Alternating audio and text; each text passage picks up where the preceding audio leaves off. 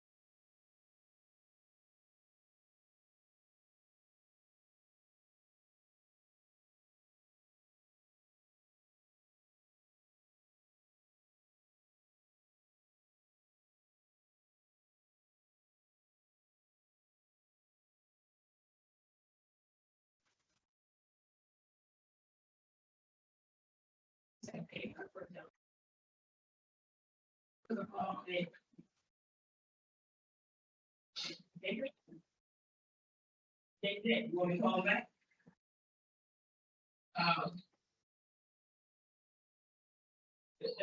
What's that, 69? Okay. Okay, that's enough. Okay, okay, you're welcome.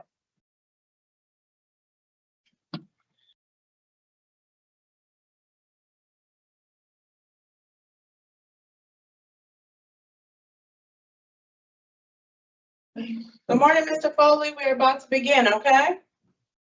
Okay, good morning. Good morning. Madam Chair? We're ready, thank you. Good morning. My name is Parole Officer Smelly. Today's Friday, November 21st, 2025, and this is a hearing of the Connecticut Board of Pardons and Parole. Following board members are present this morning and by stating their names on the record, certify they have reviewed all statutorily required documents and available pertinent information in preparation for this hearing. Good morning, Deborah Smith Palmieri. Good morning, Panel Member Rodriguez. Good morning, Joy Chance. Also present is our Office of Victim Services Advocate, Ms. De Jesus. Please state your name and inmate number for the record. Samuel Foley, 442302. This hearing is being conducted in consideration of the parole application, Samuel Foley, 442302.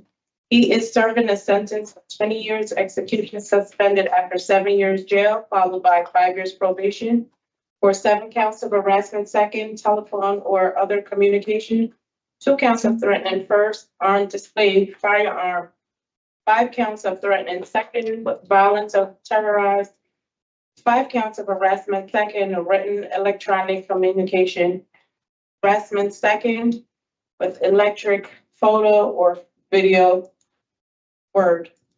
As of today, records reflect a parole eligibility date of April 20th, 2026 at 50%. There is victim impact in this case.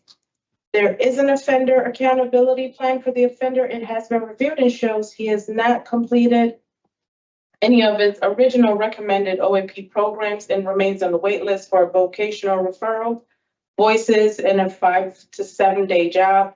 Per the RT, he has completed anger management and remains on the wait list for domestic violence. Utilizing the statewide collaborative offender risk evaluation system, the offender overall score falls within the moderate range of risk for recidivism. Mr. Foley, this is your opportunity to express to the board why you believe you should be granted parole, sir. You may begin. So I want to start off by taking full accountability for my actions and apologizing for you all having to be here today. I'm sorry about things that have happened in the past, and I am very regretful. I've served a very long period of time in the Department of Corrections, including when I was held out of state for extradition because I was across the country. I was in California. Altogether, I've served almost 3.5 years in prison.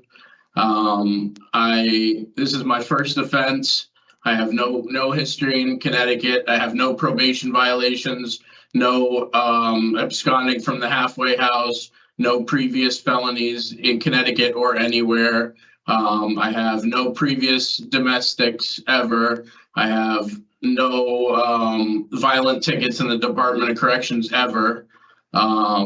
I've completed multiple programs in the Department of Corrections, including anger management, which the lady that was speaking earlier mentioned. I've also completed a program through the counseling department called stress management.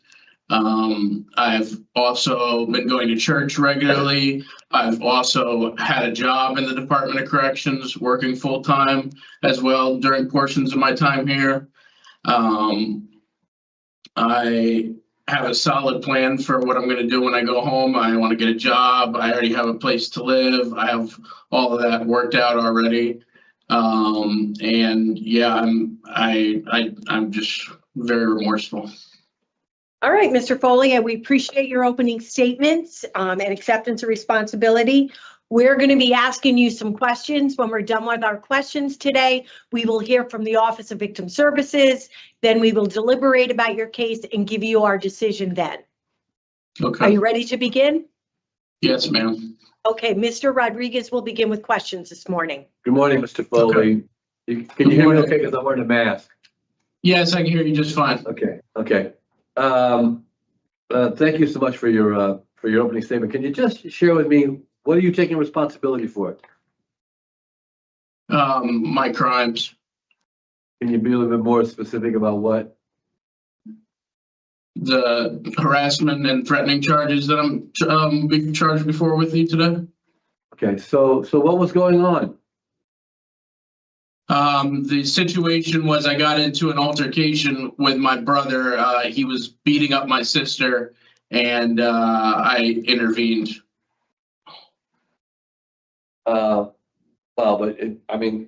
The extent of the number of charges that you got, kind of for Yes. me, point out that there must have been much more going on than just that. No, I mean, that's everything that was going on. This is a long list of different kinds of harassment and threatenings and Yeah, this went on. out of one incident, we had all those. This was a prolonged feud between me and my brother, and just to get ahead of that as well, we have lifetime restraining orders with each other now, and I have absolutely no intention of ever speaking to him again. I was going to bring that up because you do have lifetime protective orders Yes. against them. So it's your intention not to connect with them, and you understand what that means, right? You understand what it means to have the protective. Yeah, absolutely. I'll have absolutely zero contact with him, sir. Okay, let's just wait for panel member Chance. Panel member Chance had to step out for a brief minute to get something from her office. She'll be right back. So we're going to delay one until she returns. Okay, sounds good. Thank you. All right, stay there.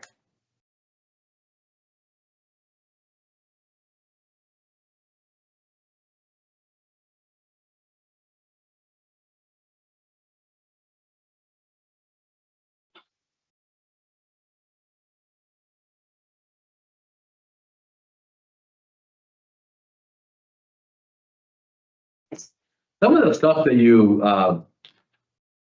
part of the harassment and threatening was really very serious. Can you repeat yourself? Sorry, I think you broke up there a little bit. Oh, I said some of the some of the events connected to these charges and some of the texts, some of the things that you have taken responsibility for were so serious and so frightening. Mhm. What I'm trying to understand, like what drove this, and I want to add to that, what have you been doing to be able to deal with the anger that you must have had? Well, And I know you took anger management. yes. So, it was to start with the first part of your question, what drove this?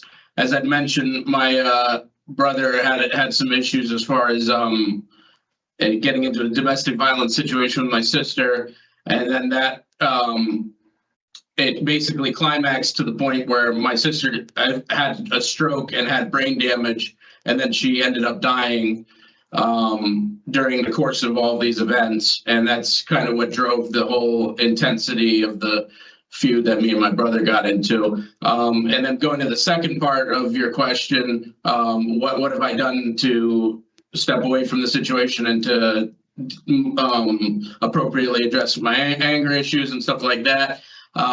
First of all, I've been away from the situation for a very long time. This is, kind of ancient history for me. It's over 3.5 years ago. We're getting close to half a decade ago this happened. I've moved on from my sister's death. I've accepted the situation. There's nothing I can change about it anymore at this point. Fighting with my brother has no purpose anymore because there's nothing that can be done as far as defending or intervening or any sort of situation like that. The situation is completely over in my point of view. And then also, like you mentioned, I'd already done anger management counseling. I've also done several years of individual and group counseling in the Department of Corrections to work on some of my issues and to work on with my grief and my depression about losing my sister and all that sort of stuff, sir. Well, that's good to hear. That's good to hear. Let me ask you, do you think your family has moved on? So, to give you a little more context, this is sort of an isolated wing of my family that this occurred with. So we're actually technically half siblings. So that's part of that is a distinct wing of my family that this whole situation got into with us amongst the siblings. So long story short, the people who were involved in the situation with me and my brother, it sounds like they from what I've heard in the past with other court hearings, they've seemed to continue to hold a lot of animosity, and they don't seem to want to get past it. So I expect Ms. Jesus with the prosecutor's office, victim advocate, to probably continue that presentation of the narrative, but. As far as them, again, the people that were involved, we all have lifetime restraining orders. So that part of my extended family, I'm basically completely cut off from, and I don't plan on having any relationship with them or contacting them. Other family members that weren't involved in this have kind of moved on. I mean, we're obviously all extremely distraught by losing my sister and the events that took place, getting me thrown in prison and the whole situation like that. So obviously everybody's been upset about that, but we've kind of all moved on and have healed to a certain extent. We obviously miss her very much, and we obviously, a lot of my family members want me to come home from prison. They think I've been away for a very long time. But yeah, I mean, there's mixed feelings. I'm sorry for the lawsuits. Thank you. I appreciate that. You had some other programs on your OAP that needed to happen. Voices, domestic violence. So, you haven't taken those yet. So yeah, I took the anger management. That was on my OAP. I've completed that. Voices, I'm on the wait list for. It's up to the Department of Corrections if or ever I get placed in there, because it depends on availability and staffing issues and stuff like that. So there's no guarantee if or when I'll ever be able to take voices. But I am on the wait list for it, and I've contacted the facility staff here at Osborne several times about trying to get that done, and especially in anticipation of this hearing. As far as the domestic violence issue of the class, that's actually kind of a gray area, because according to the Department of Corrections, they told me when I did my assessment that the Department of Corrections doesn't view my crime as domestic violence. Their criteria is only spousal violence, or in a romantic relationship with a significant other. And so they originally, when I did my assessment, they told me not to do the domestic violence program, and then it appears that popped up later on. So I'm still trying to iron out whether or not I'll actually. Can you hear me? Can you hear me? Yeah. I'm agreeing with you. So I thought it's there. Okay. Yeah, it's on the OAP right now. I recently, when I met with Parole Officer Smelly, she had mentioned to me that it was on there, and I was surprised. And then I had reached out to the facility staff here about the programs, and I'm still trying to get that straightened out. But yeah, according to the Department of Corrections, I'm not supposed to take it, but I think according to the court, I am. So it's kind of a gray area as far as if they'll let me take that program. But according to the Department of Corrections criteria, I'm not supposed to be in that program because it's not a significant other domestic violence case. So it is family violence. Yeah, the court views it that way, but the DOC is not viewing it that way. So it's kind of it's complicated gray area. I'm trying to get that sorted out if I can take the program or what might happen there. Do you think it would be helpful to take those programs for you? So like I said, I've already done many programs. I've done years of individual and group counseling through the mental health department. I've done an anger management program completed, and I've completed a stress management program through the counseling department as well here. That being said, I'd like to go home to my family, my other family, not the family that I got into it with this situation, but my mom and my uncle and my family members that love me and want me to come home. I want to go home as soon as possible. And I don't want, the possibility of taking a program in the Department of Corrections to hold me up. I don't know if or ever I'll be able to complete it. I only have a couple more years left to max out my sentence. Yeah, you're out in 2029. You're 2029. Yeah, if I did day for day, which obviously I don't want to do, I have good behavior. I have only a few tickets. I hear what you're saying, but in our particular role, it's important for us to want to be sure that you're a suitable candidate to be outside. Programming is very important to us, and especially when it's on the OAP. It's important for us to see you take that and finish it. And I think you can understand that. Yes, I understand not only for your benefit, but for the community's benefit as well. Yeah. So I want to be upfront with you and share with you that those are two programs that I think are very important, especially Voices. I thought was very important as well for you to take. For me, these charges were really, very frightening, to be honest with you. Yeah. There was a lot. The threats that you made were very significant threats. You were at some points, very vulgar and very, they're scary stuff. So, I want to be upfront with you and share with you that's kind of where I'm leaning at right now, but I'm going to listen to what my colleagues have to say in this situation.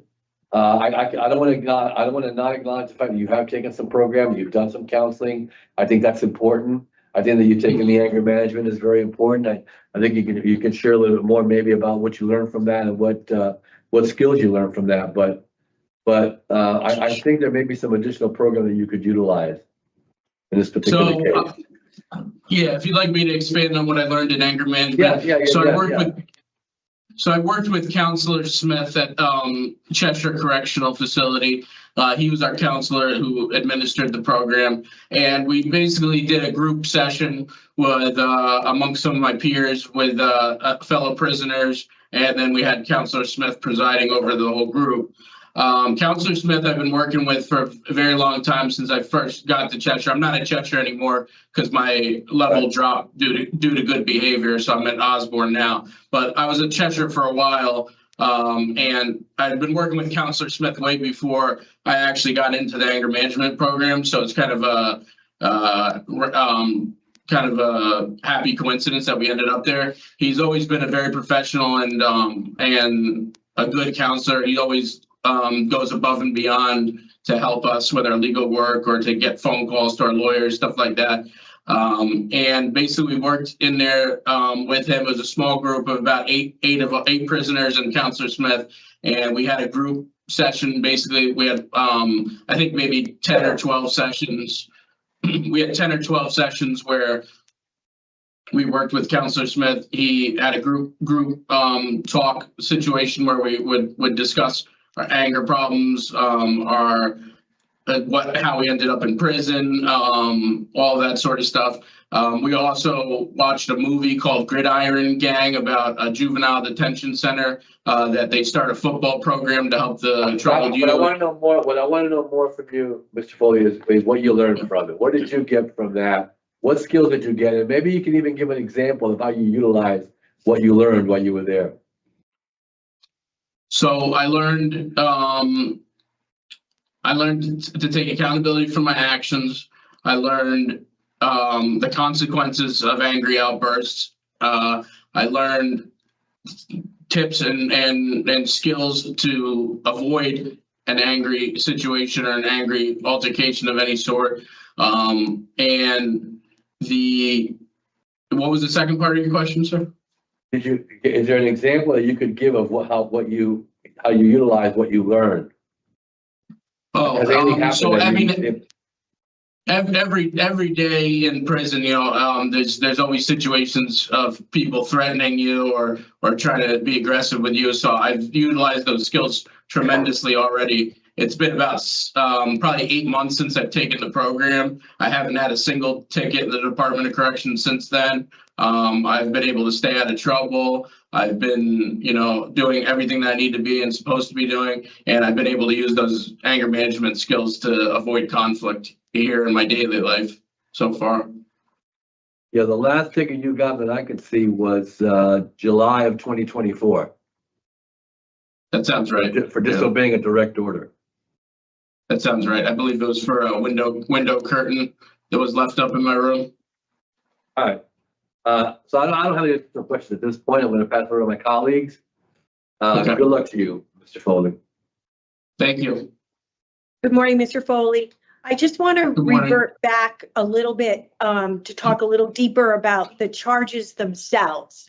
So I was reading a number of correspondence you've had with the board chair, other individuals in corrections, where you state you've been wrongly accused, that the text messages were fraudulent. Do you still feel that way? So, yeah, if you've reviewed some of my court records, you'll see I went to trial. And from the beginning, I've maintained that some of the allegations are not accurate. But that is not detracting from the situation that actually took place. There was an altercation between me and my brother. It did escalate. It did get combative between me and my brother, and that portion of the allegations is 100% factual. So but not to discount as well that there were throughout this situation, there were a number of allegations made that were untrue. But as far as the situation with me and my brother and the aggressive nature and all that sort, that really did happen. So I don't want to get those two confused. All right, because what we are looking at are the reports provided for your arrest, where there is probably a month duration of very explicit text messages threatening violence with firearms, violence against your siblings, half-siblings, children. Yeah, there was just to get ahead of that. That portion is completely untrue. There was never any danger to my brother's kids or anything like that. That's completely untrue. I would never harm any children, ma'am. So you did not send those is what you're saying, you did not send those text messages making those threats? To be clear, there was a group chat with many different people involved, and many different people said many different things involved in that. I'm not sure exactly which text message you're referring to. I did participate in some of the aggressive and combative nature with some of the text messages, but some of them were not sent by me. Some of the text messages were sent by other people as well. Oh, okay, but I'm specifically speaking about the ones you wrote, whether they're in a group text or to individuals, is that there were very specific threats involving firearms, shooting up schools. There was there was so much concern that there was consideration to shut down the schools. Yes, I do maintain still that is not true. I'm not, and there was never any conspiracy to shoot up a school or anything like that. That is totally false. And well, regardless of whether or not, I'm not sure if I'm hearing that you weren't intending to follow through with the threats, or you did not type those text messages. Some I did not type, some I didn't intend to follow through with, and some I did actually participate in and am fully responsible for. Again, this goes back quite a while, and there's quite a few different messages. It was a whole thing. We had a whole trial about this, about who was responsible for what. But to cut to the chase, I am responsible for some of the combative conduct with my brother, and I do take full responsibility for that. Some of those allegations are completely false and untrue, and then some of them other people were involved as well and sent some of these. So it's kind of a mixed situation, ma'am. Okay, thank you for that, for your position on that. So can you tell me, do you feel like you've benefited from this period of incarceration? Yeah, it's kind of what would be the correct way to describe it? It's kind of what's the phrase people use? Is it's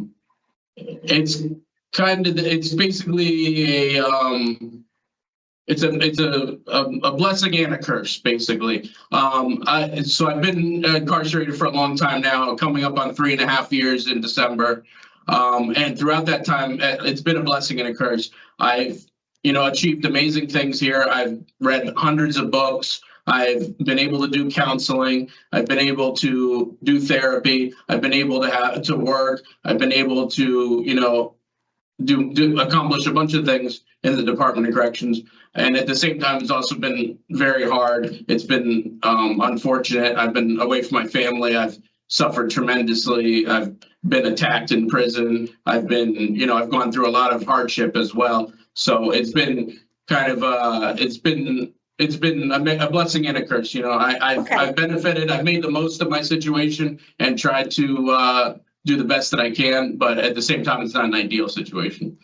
Okay. Well, the prison is not intended to be ideal, but it does sound, I appreciate you recognizing that counseling was beneficial, and some of the programs. What else do you think would be helpful for you, whether at the facility or once you're released in the community? What do you think would be helpful for you to continue to live and not have any outbursts like this again? So in the meantime, until I'm released, I'm definitely taking full advantage of the programs available to me and the opportunities here at Osborne. Still on that wait list to do voices if they can ever squeeze me in there. They have a lot of people to get through as far as limited availability, but I'm definitely trying to do everything that I can to make full use of all the opportunities available to me here while I am here. And then transitioning to the second part of your question, like you said, once I'm in the community, things that I can do. I'm going to be under very intense supervision. I have an extended period of probation that I'm going to have to comply with and jump through all the hoops with that and basically comply with all those orders and do all the programming in the community. And I'm gonna utilize those resources to the fullest, as well as far as potentially if I end up going to halfway house and transitioning to the community that way, or if I do parole to my address or something like that, meeting with my probation officer on a regular basis.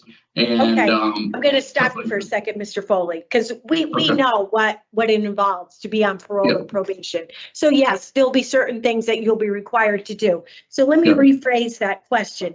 So I heard you say that you have benefited from the counseling sessions and the therapy. Is that Yeah. something that you yourself would like to continue in the community?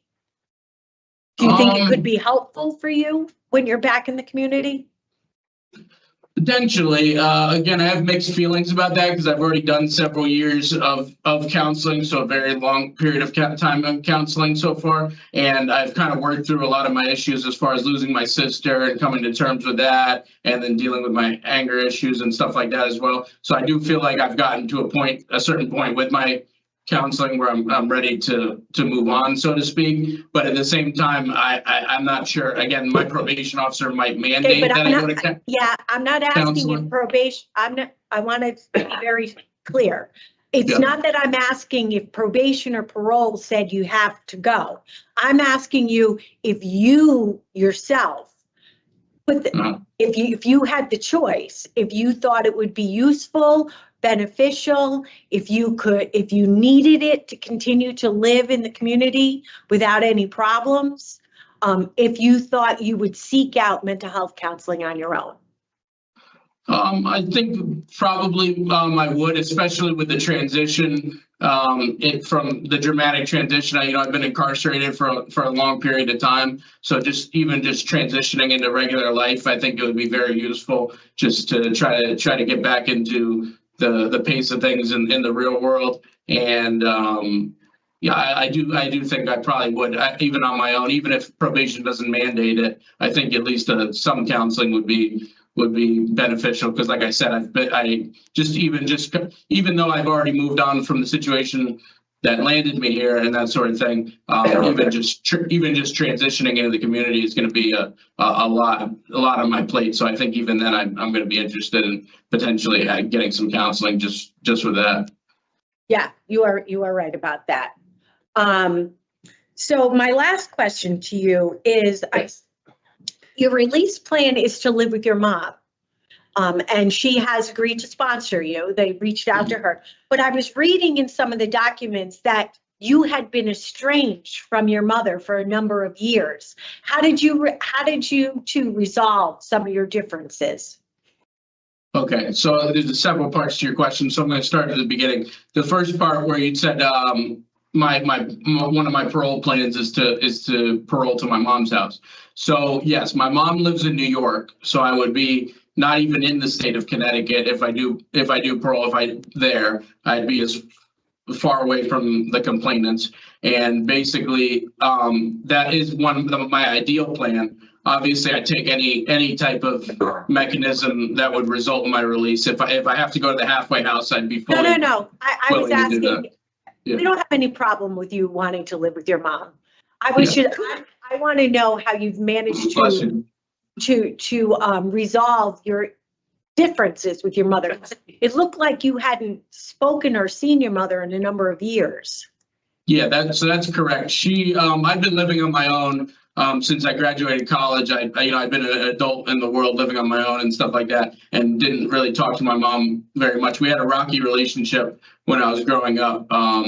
It's a long story. My dad had a terminal illness and stuff like that. And long story short, me and my mom had a rocky relationship. But recently, probably a year and a half ago, my mom reached out to me while I was incarcerated, and we basically got back together again. I hadn't been living on this side of the country in a long time either, so I was kind of pretty far away. And basically, long story short, we reconnected and have gotten to spend a lot more time together as a result of this whole situation. That's very good. I'm happy for you. And I guess I don't have any other questions. Do you feel like we've covered everything that we needed to talk about?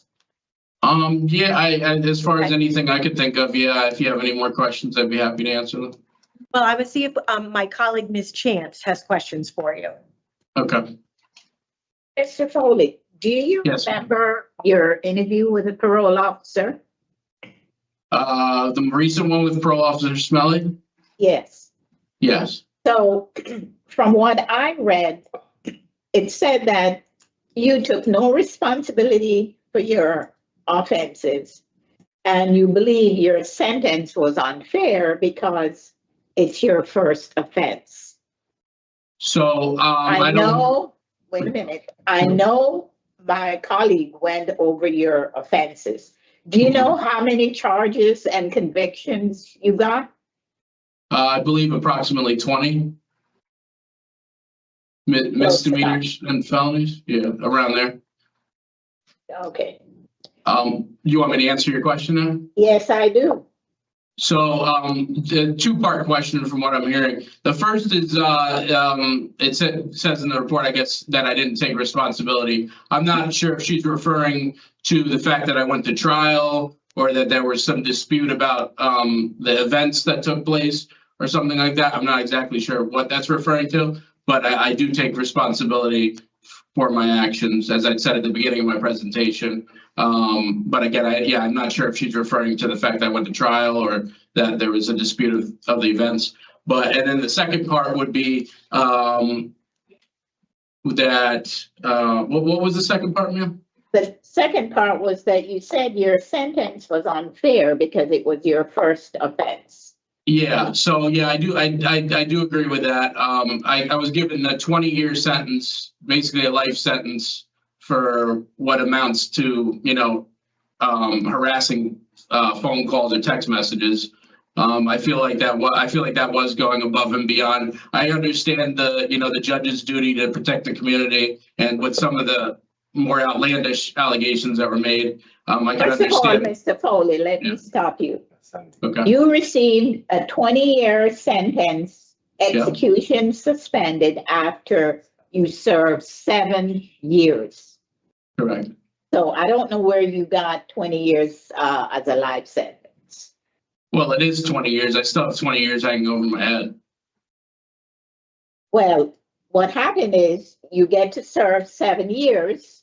Yeah. And when you go back in the community after Yeah. serving 7 years, if you don't violate your probation, and depending on how many times that you do, Mhm. you may have to, come back and serve depending on what.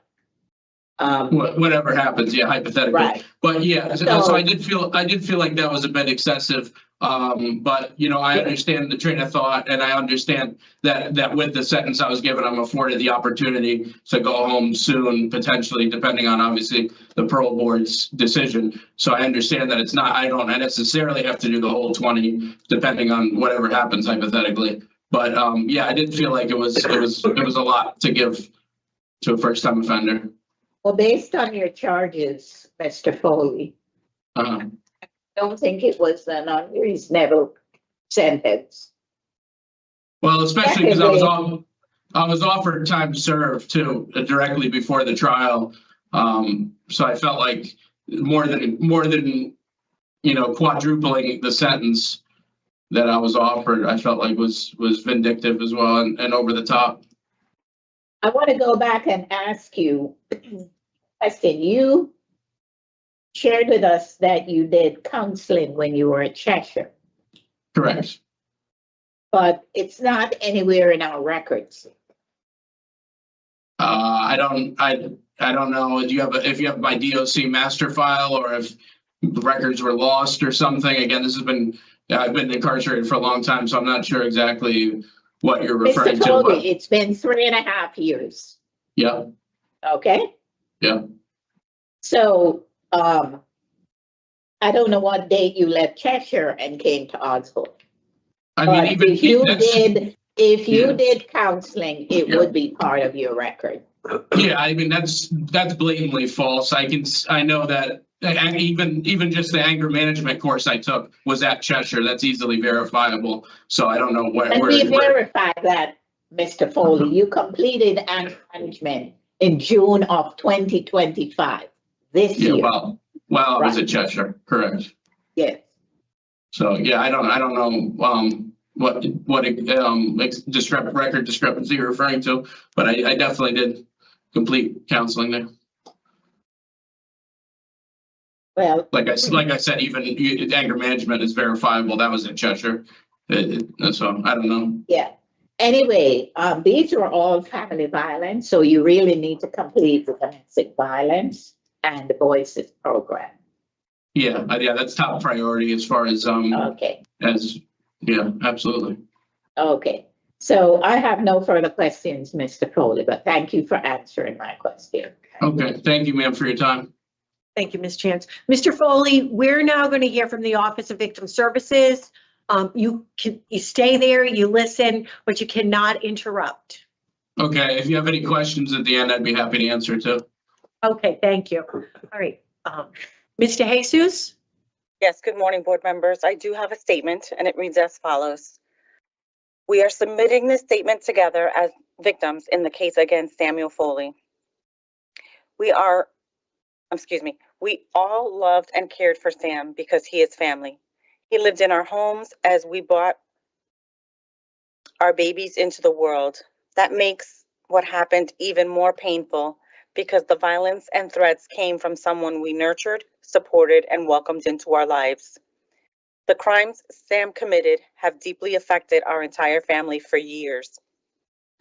Despite everything, we have continued to pray for him and to hold on to compassion. Our greater concern, however, is for the safety of the world around him, a world he has repeatedly and deliberately threatened. Sam spent more than a year for the better part of each day at all hours, relentlessly sending thousands of violent, pornographic, sadistic, and threatening messages to members of our family. These messages targeted everyone, from my husband, a devoted father of 4 young children, to my sister-in-law, a loving mother of 4, and even to my mother-in-law, an 80-year-old woman who has always been a kind and selfless matriarch, caring for everyone in this family, including Sam himself. All of this happened during the most difficult year of our lives as we were losing our beloved sister-in-law to an aggressive terminal brain tumor. In the midst of that grief, we wanted to stay connected for updates and to keep our phones nearby. Instead, Sam filled them with a constant stream of hate, cruelty. His messages were laced with racism, homophobic slurs, which made an already unbearable time even more traumatic. He made graphic Just a second, Mr. Jesus, for Yes. some reason, the volume has gone significantly lower. And it's difficult to hear. I also believe someone joined the chat as well. Okay. Hmm. All right. Can you hear me now? Can you hear me Yes, much better. So maybe go back a sentence or two. now? Okay. Instead, Sam filled with a constant stream of hate and cruelty. His messages were laced with racist and homophobic slurs, which made an already unbearable time even more traumatic. He made graphic threats to rape, maim, murder, and torture my husband, our children, and our nieces and nephews. He also threatened to attack and shoot up the elementary schools our children attended. He sent us photos of guns and detailed plans of the attack. Because of these threats, police officers were stationed outside of our children's elementary school and our youngest daughter's preschool in our hometown of Branford, prepared in case Sam followed through on what he promised to do. Sam's ongoing goal has been to destroy our peace and our sense of safety. His actions forced us to live in fear, to consider changing our jobs, our home, even our identities, just to feel safe. The constant waiting and wondering if or when he would act has taken a tremendous toll on our family, our health, our work, and our children's sense of security.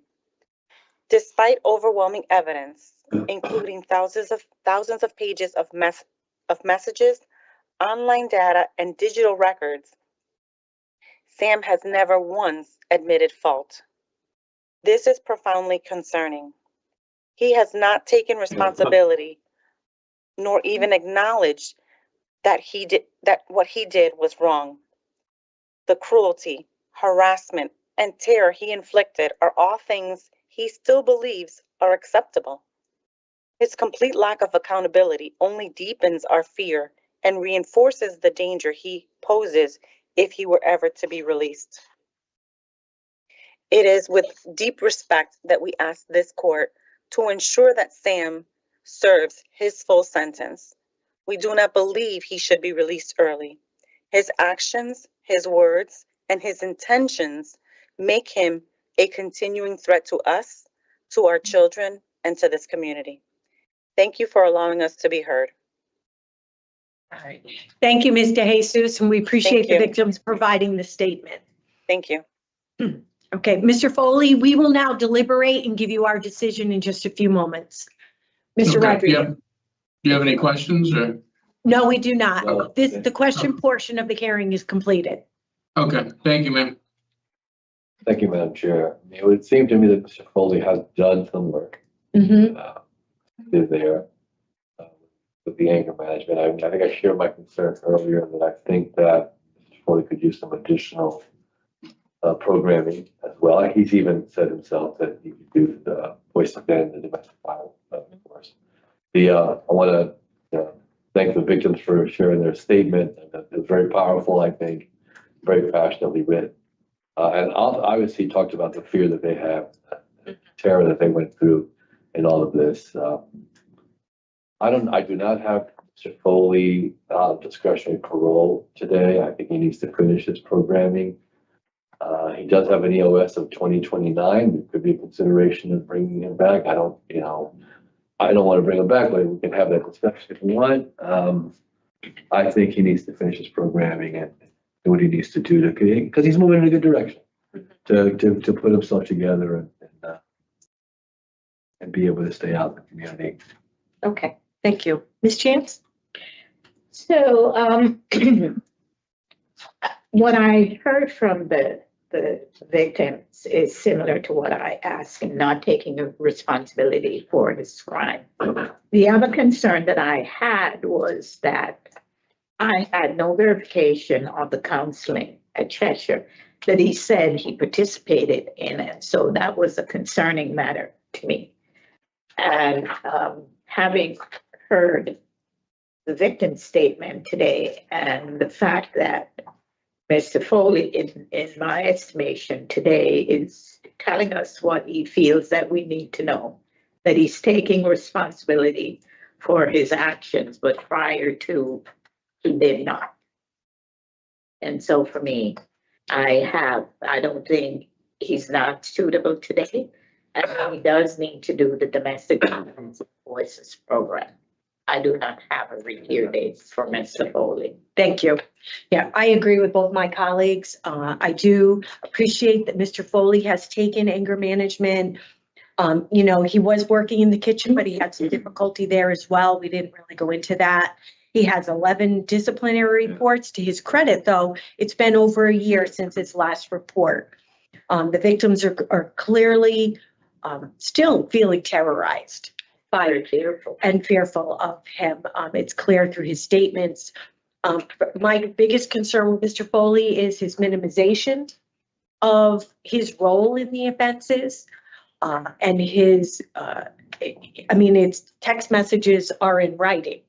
So it is difficult to not take responsibility for that, even if you were to make an attempt to explain them. So I do think that Mr. Foley could benefit from some additional programming at the facility. I think I asked specifically about mental health services when he's released. Perhaps he could advocate for himself for some counseling while he's finishing his sentence. He does have 5 years of probation to follow. He's right about that. He can benefit from any services that probation can help him. His mother seems like a good support for him upon his release. So I think we wish him the best of luck. And I agree, he's not suitable for discretionary parole today. And I don't have him returning as well. I had nature and circumstance of the current events, inadequate institutional program participation and evidence of offender change, Absolutely. and poor institutional adjustment. What else did you say? Yeah, I had injury and impact to the victims. Yes. Okay. Anything else, Ms. Chance? Uh, 4? yeah, I had 4. I had the inadequate program and inadequate evidence of offender change to go with nature and injury and impact. Thank you.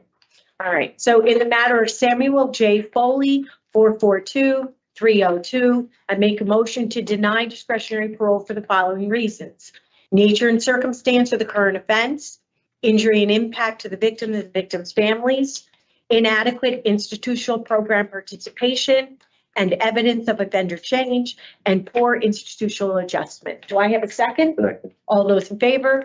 Aye. Motion carries. Right, Mr. Foley, we were unable to vote you to parole today. We wish you the best of luck, and hopefully you can participate in the remaining programs and some additional counseling to help you when you're released. So just to be clear, ma'am, when do I have another parole hearing? You will not have another parole hearing. Ever? No, ever. For these charges, that's correct. You'll What do you, receive all what this do you in mean? writing, okay, Mr. Foley? This concludes the What do you- hearing for Samuel Foley, 442-302. Thank you. You're all set, Mr. Foley. Good luck to you. So you're not, I'm never gonna have another opportunity for parole? No, sir, you're gonna max out on your current sentence right now. But you will also receive this in writing. Don't touch Mr. Foley, do not touch. Doing delay.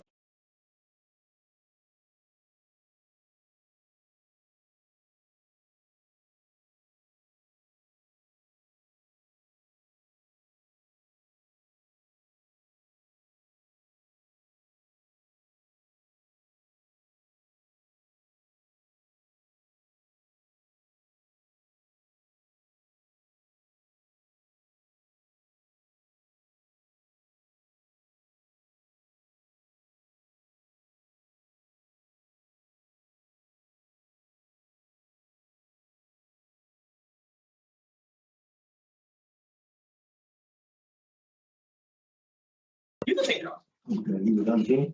You can leave it like that. You just have to have it down. Okay.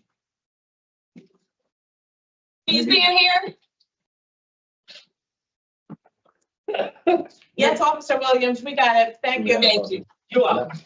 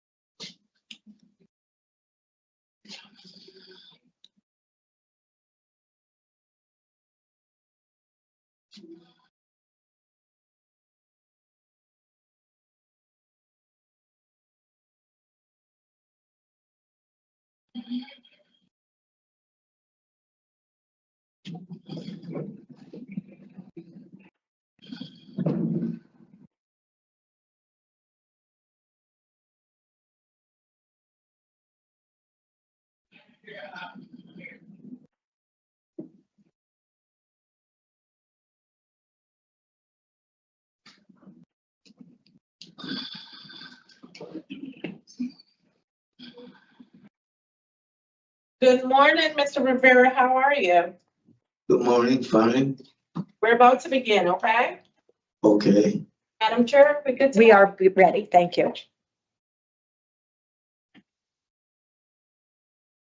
Good morning. My name is Parole Officer Smelly. Today's Friday, November 21st, 2025, and this is a hearing of the Connecticut Board of Pardons and Parole. The following board members are present this morning and by state their name on the record, certified they have reviewed all statutory required documents and available pertinent information in preparation of this hearing. Okay, Deborah Smith Palmieri, Penelope Rodriguez. Joy Chance, Also present is our OVS, Officer Victim Services Advocate, Ms. DeSuze. Please state your name and inmate number for the record, sir. Hermes Rivera, 139711.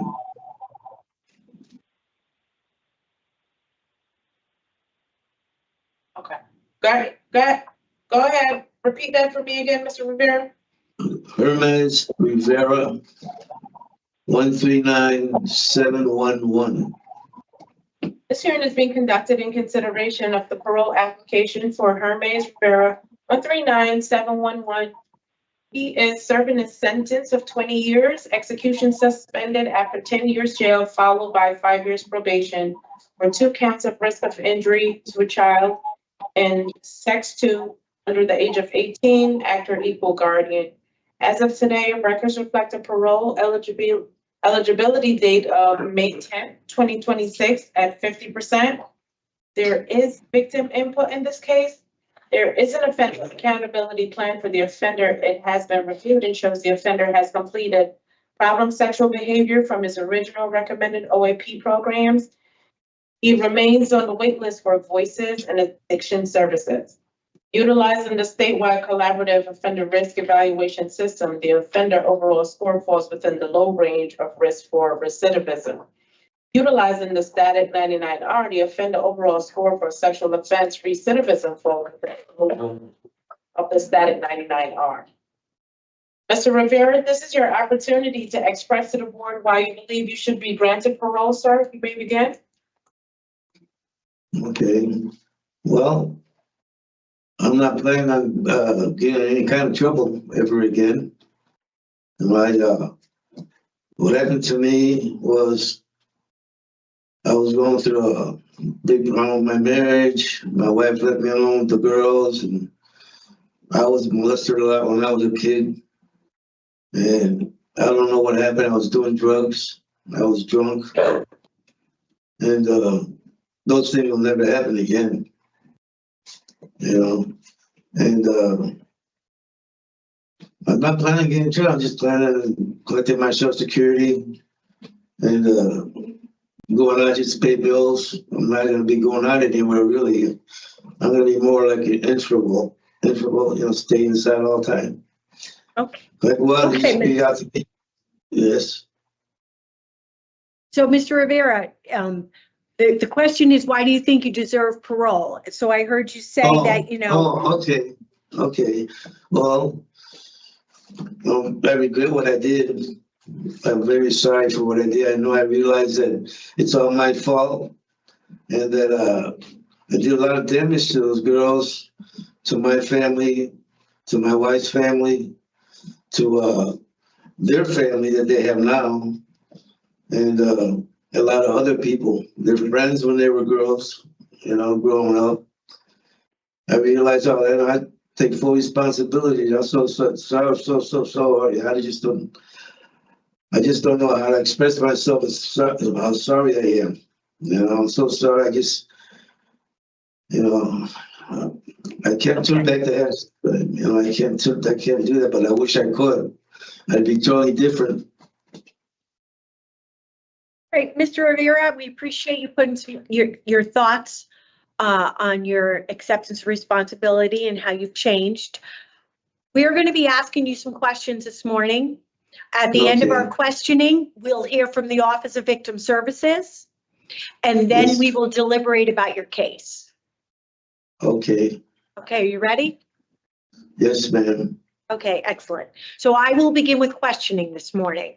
So I did hear your opening statement and your apologies to the victims, your admission to what you had done to assaulting your daughters. And I did read that in other documents that was presented to us for review today. And we appreciate you taking responsibility. I think that's the first step in rehabilitation is accepting what you've done. So, and I heard you talk about your marriage and all that had gone on. So you knew you were going to be under investigation for these charges back in 1988. And yes, I did. You left and went to Puerto Rico. Why did you Yes. leave and not think about staying to face the charges to give closure to the victims? Well, I was scared. I just didn't want to get arrested. I didn't know. I'd never been arrested before. I mean, I had a DWI when I was younger. I spent 30 days in a county jail, I think. But people were saying so much stuff that's going to happen to you when you go to jail. I was scared, but I should have did it then, and got it over with. But I didn't.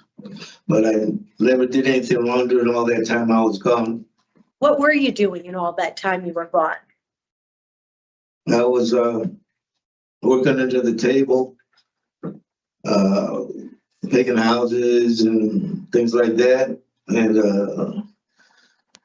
Did you ever doing give some, law. did you ever give some consideration about returning to Connecticut and turning yourself in to Yes, take responsibility? Yes, I have. But at that time, I was with another lady. I was with another lady and her son, and I had responsibilities again with that. But yes, I thought about it. I wrote to my daughters and explained things to them, and I apologized to them in a letter that I write to them.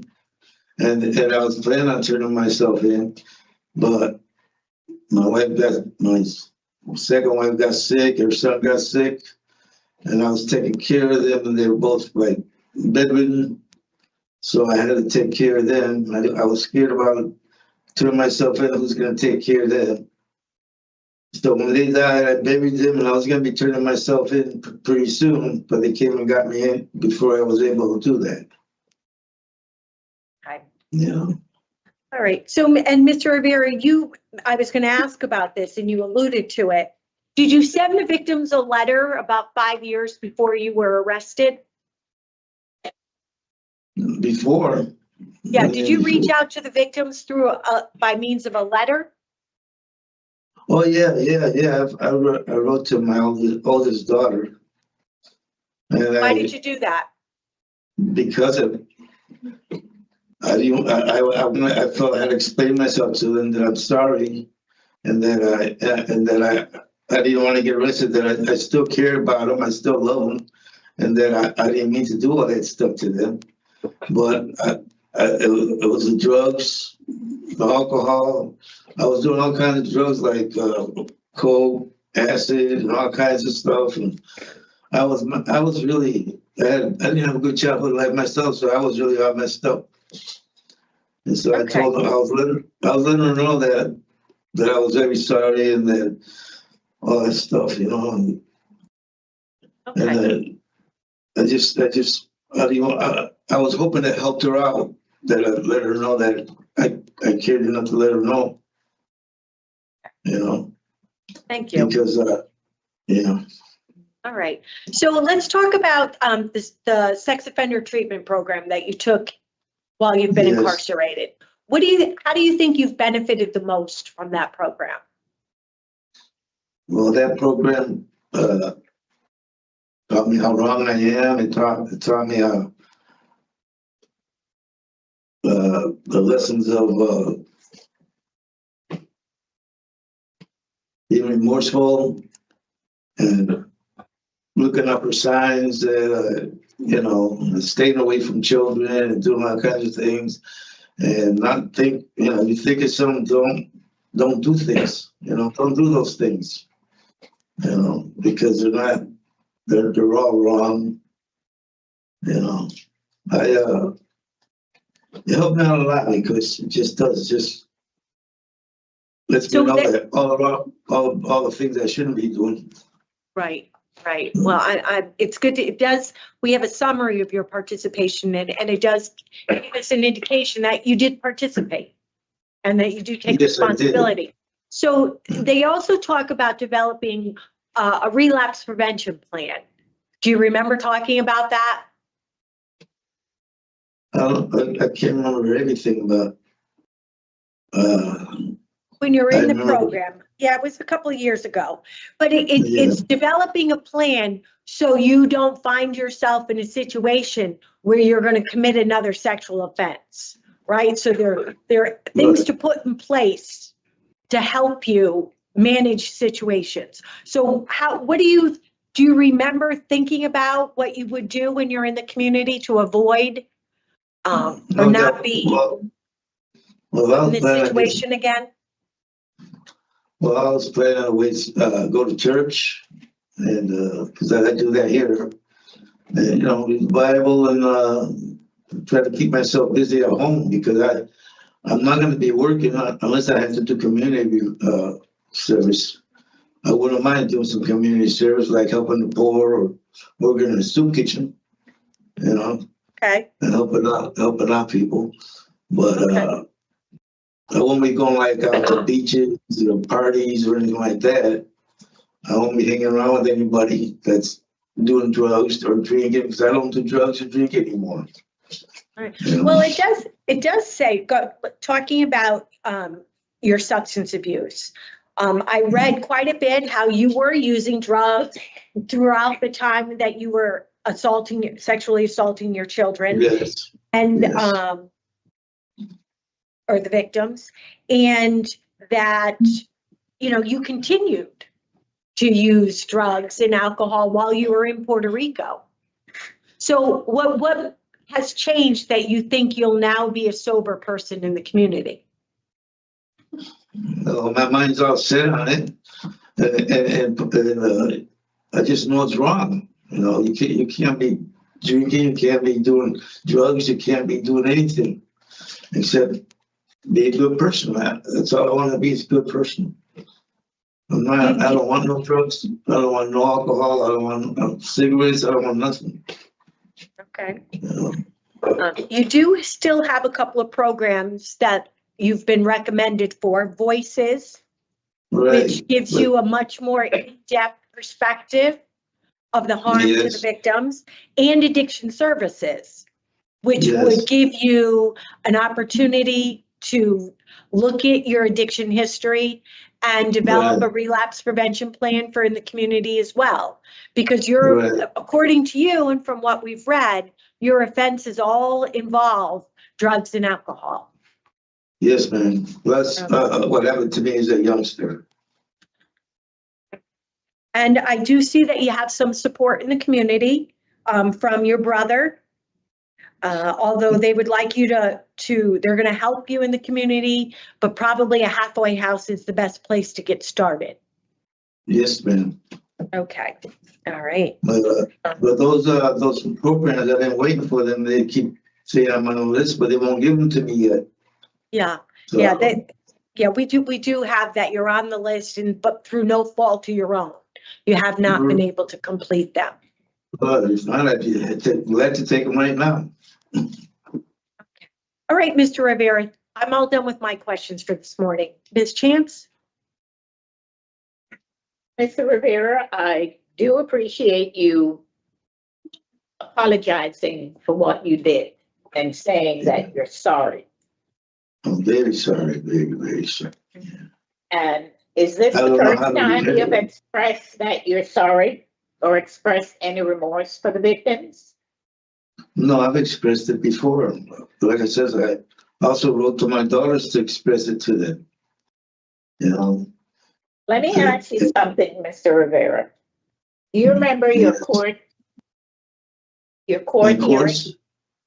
Yeah, the court, when you were at court. I don't remember too much of it, no. This was in September of 2022. Yes. So one of the victims wanted to provide a statement in court. Well, But yes, I remember that. she asked not to be seen on camera, and she did not want to see you. Right. You got back, let me finish, and told the judge that you wanted to see her, and if you couldn't, you got up and walked out. Do you remember that? Ma'am. Yes, ma'am. What was the purpose of wanting to see her if she had expressed that she did not want to see you? Because I felt like I should be able to see her because she's accused me of it, and I know it's true that I wanted to see her so she could see me and I could see her. So see each other when we Mr. talk. Rivera, you're saying she accused you, but you acknowledge I know what you what I did to did. her. I know I did, I know. But I didn't, just like I could see you when we're talking together, that's what I wanted. You know, I wanted So, both of us to Mr. see each other Rivera, talk. that for me is, very concerning Yeah, well, because- sorry. because you indicated that she is accusing you, yet still you just acknowledge that what you did was wrong and that you're sorry. Well, I realize that, but I just feel that we should be able to see each other when we talk. You know? But it is her choice after what you did to her, Mr. Rivera. Don't you Yes. think? So I guess I was wrong in doing that. I'm sorry. I should have let her see me. I just didn't. I'm so ashamed of myself. I didn't even want her to see my face, you know. But you Well- wanted to see her. Why? I haven't seen her in so many years, all these years. Shouldn't wanna that see be her. her call if she wants to see you and not yours? Pardon me? Shouldn't that be her call to say whether she wanted to see you? I'm sorry. I should have let her. Yes. I should have let her. But Well, I can't do nothing about that now unless you want me to her to see me now. and I certainly hope, Mr. Rivera, I read in the summary for the sex offender program that you did, Yes. where you were able to identify a risky situation and what you would do. And the concern that I had here is the fact that you said that you like young girls like your daughter.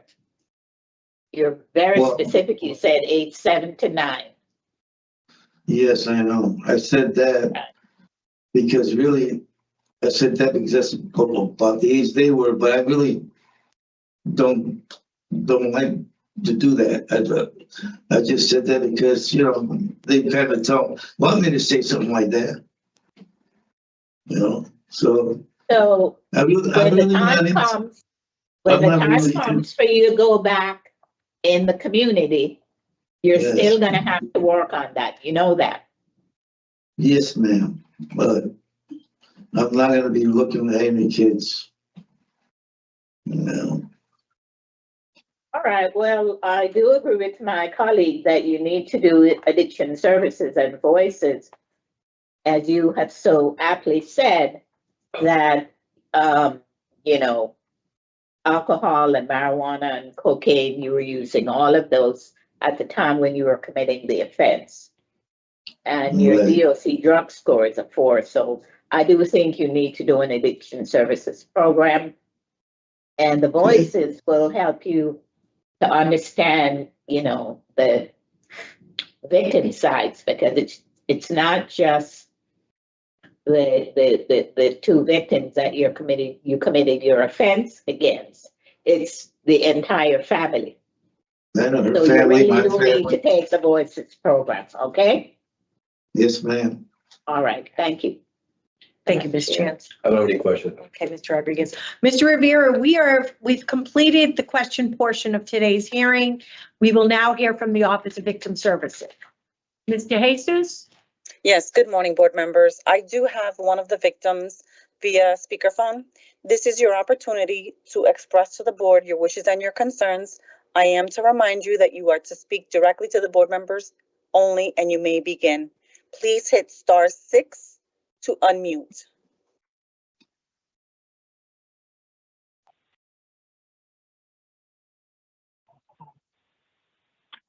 Hi. I thought about what I would say when I knew this hearing was coming, and I attempted to prepare a statement, but I couldn't. I will say that I spent 33 years of my life in prison.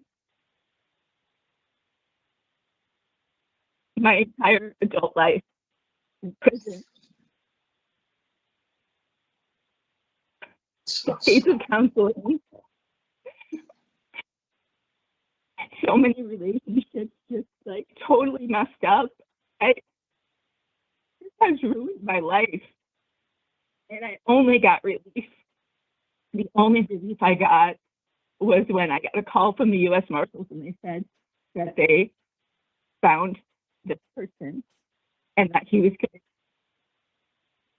finally have some sort of peace and justice, that this person is found and they're going to do at least out of the time that I had to do for the stuff that I had to live with for the rest of my life. Someone who was supposed to protect me and love me and keep me safe, hurt me, and then ran away and stayed away because he was afraid to go to jail.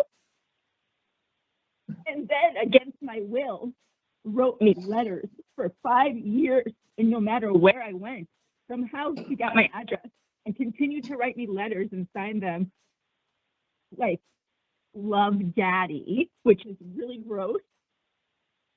And so I had to every time I got a letter from him, I had to relive all of that.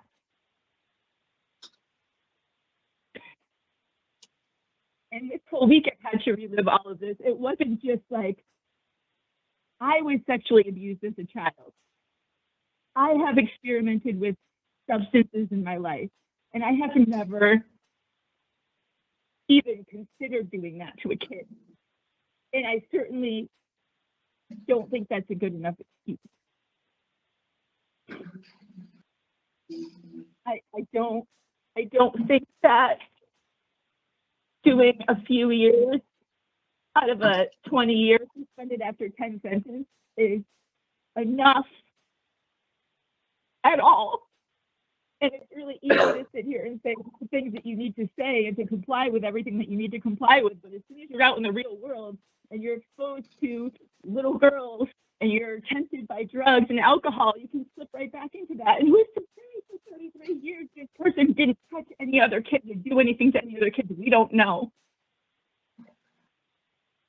And I have no reason to trust that or believe that. And I never want to see this person ever. And it was so painful at the arraignment when he didn't even have the guts to sit there and listen to what I had to say. He had to get up and leave because he couldn't see me. That is so gross. Why do you need to see me? Why did he need to see me? And his tone and his attitude was just like bullshit. He was like, he just got up and walked away, like angrily. I don't trust this. Like, oh God, I don't think it's fair. I don't think it's fair at all. He should be paroled right now. That's it. That's all I have. Thank you very much. You may hit *6 to mute. Thank you, Mr. Jesus, for facilitating the victim input and for the victim for coming forward. It's very difficult for her, clearly. Very emotional. So, Mr. Rivera, we are all done with the question portion. We're going to deliberate now and give you our decision. All right, so Mr. Rivera has, these offenses were committed in 1988. He fled and for 33 years did not turn himself in and appeared to have made contact with the victim for a period of time throughout that as well. He has a minimal criminal history dating back into the 70s. With no prior periods of incarceration. He has completed the short-term sex offender treatment program. It does appear that he's benefited from the program. I guess for today's purposes, though, having not completed the Voices program or the addiction services program, when he is a 4 for his alcohol use, and it appears that all of the offenses were committed under the influence, and there's indications he continued to use drugs and alcohol in the 33 years that he was an absconder out of the country. I don't think that he's appropriate or suitable for discretionary parole today. I think also the victim has been, waiting 33 years for some sort of closure, justice.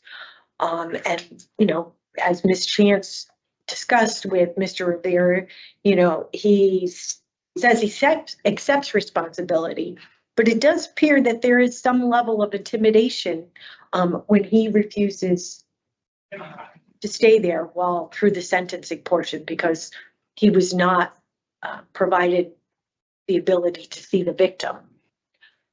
So I do not have Mr. Rivera granted for discretionary parole today, and I do not have Verby here as well. Ms. Chance? Madam Chair, I totally agree with you. I had concerns about Mr. Rivera just 3 years ago.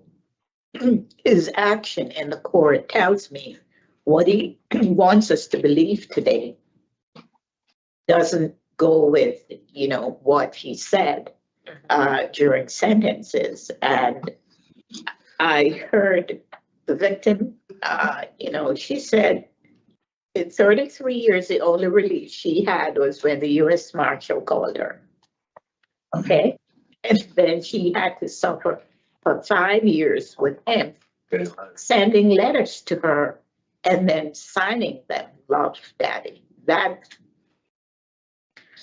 I just think Mr. Rivera has some more work to do on himself, and he does need to take the Addiction Services and the Voices program. So I, too, do not find him suitable today. I have him denied with no new hearing. Okay. And Mr. Madam Chair, I also have a new hearing as well. Okay. For basically the same reason, that I do believe that he still needs to do some programming and avoid the services. Still, he needs. Yeah, and I think the bottom line is I'm not sure that there is offender change happening yet. No, there isn't. I had that down as one of the reasons. So nature and circumstance, injury and impact to the victim, inadequate evidence of offender change, and inadequate institutional program participation. Thousands of others. Okay, so in the matter of Hermes Rivera, 139711, I make a motion to deny parole for the following reasons: nature and circumstance of the current offense, injury and impact to the victim and the victim's family, inadequate evidence of offender change, and inadequate institutional program participation. Do I have a second? Second. All in favor? Aye. All right, Mr. Rivera, you still have some more programs to do on your OAP. We could not find you suitable for discretionary parole today. We wish you the best of luck. This concludes the hearing for Hermes Rivera 139711.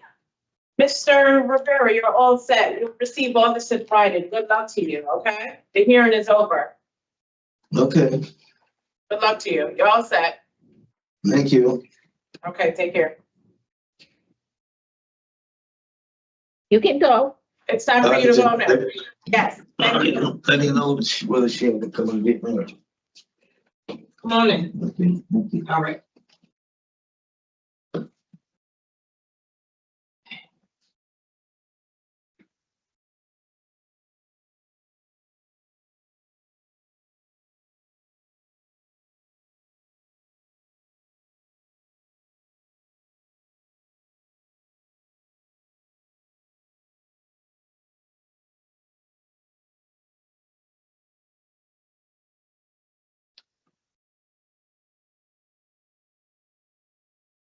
As I'm gonna be.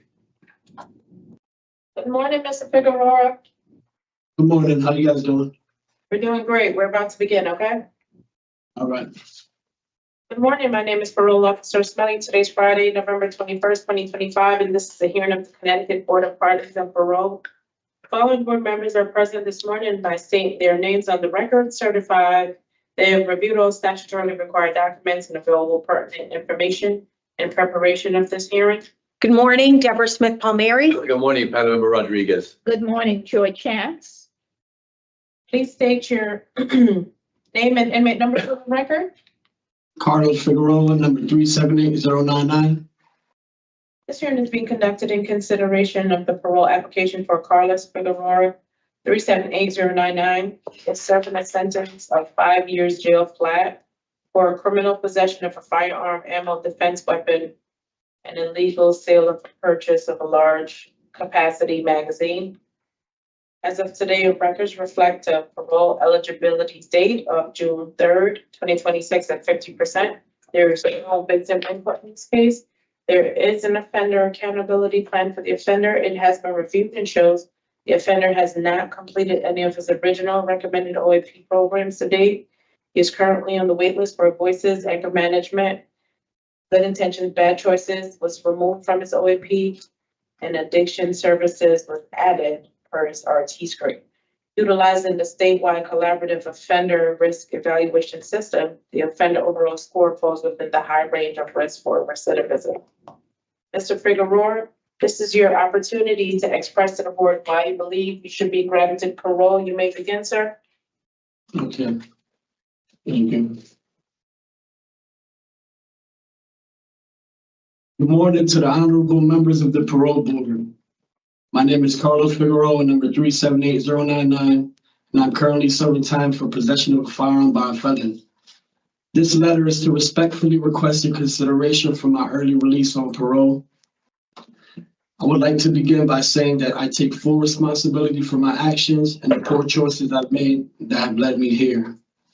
There are no excuses for my past behavior, and I know that I have made a serious mistake, one that has cost me my freedom, possibly my future, and even someone's safety.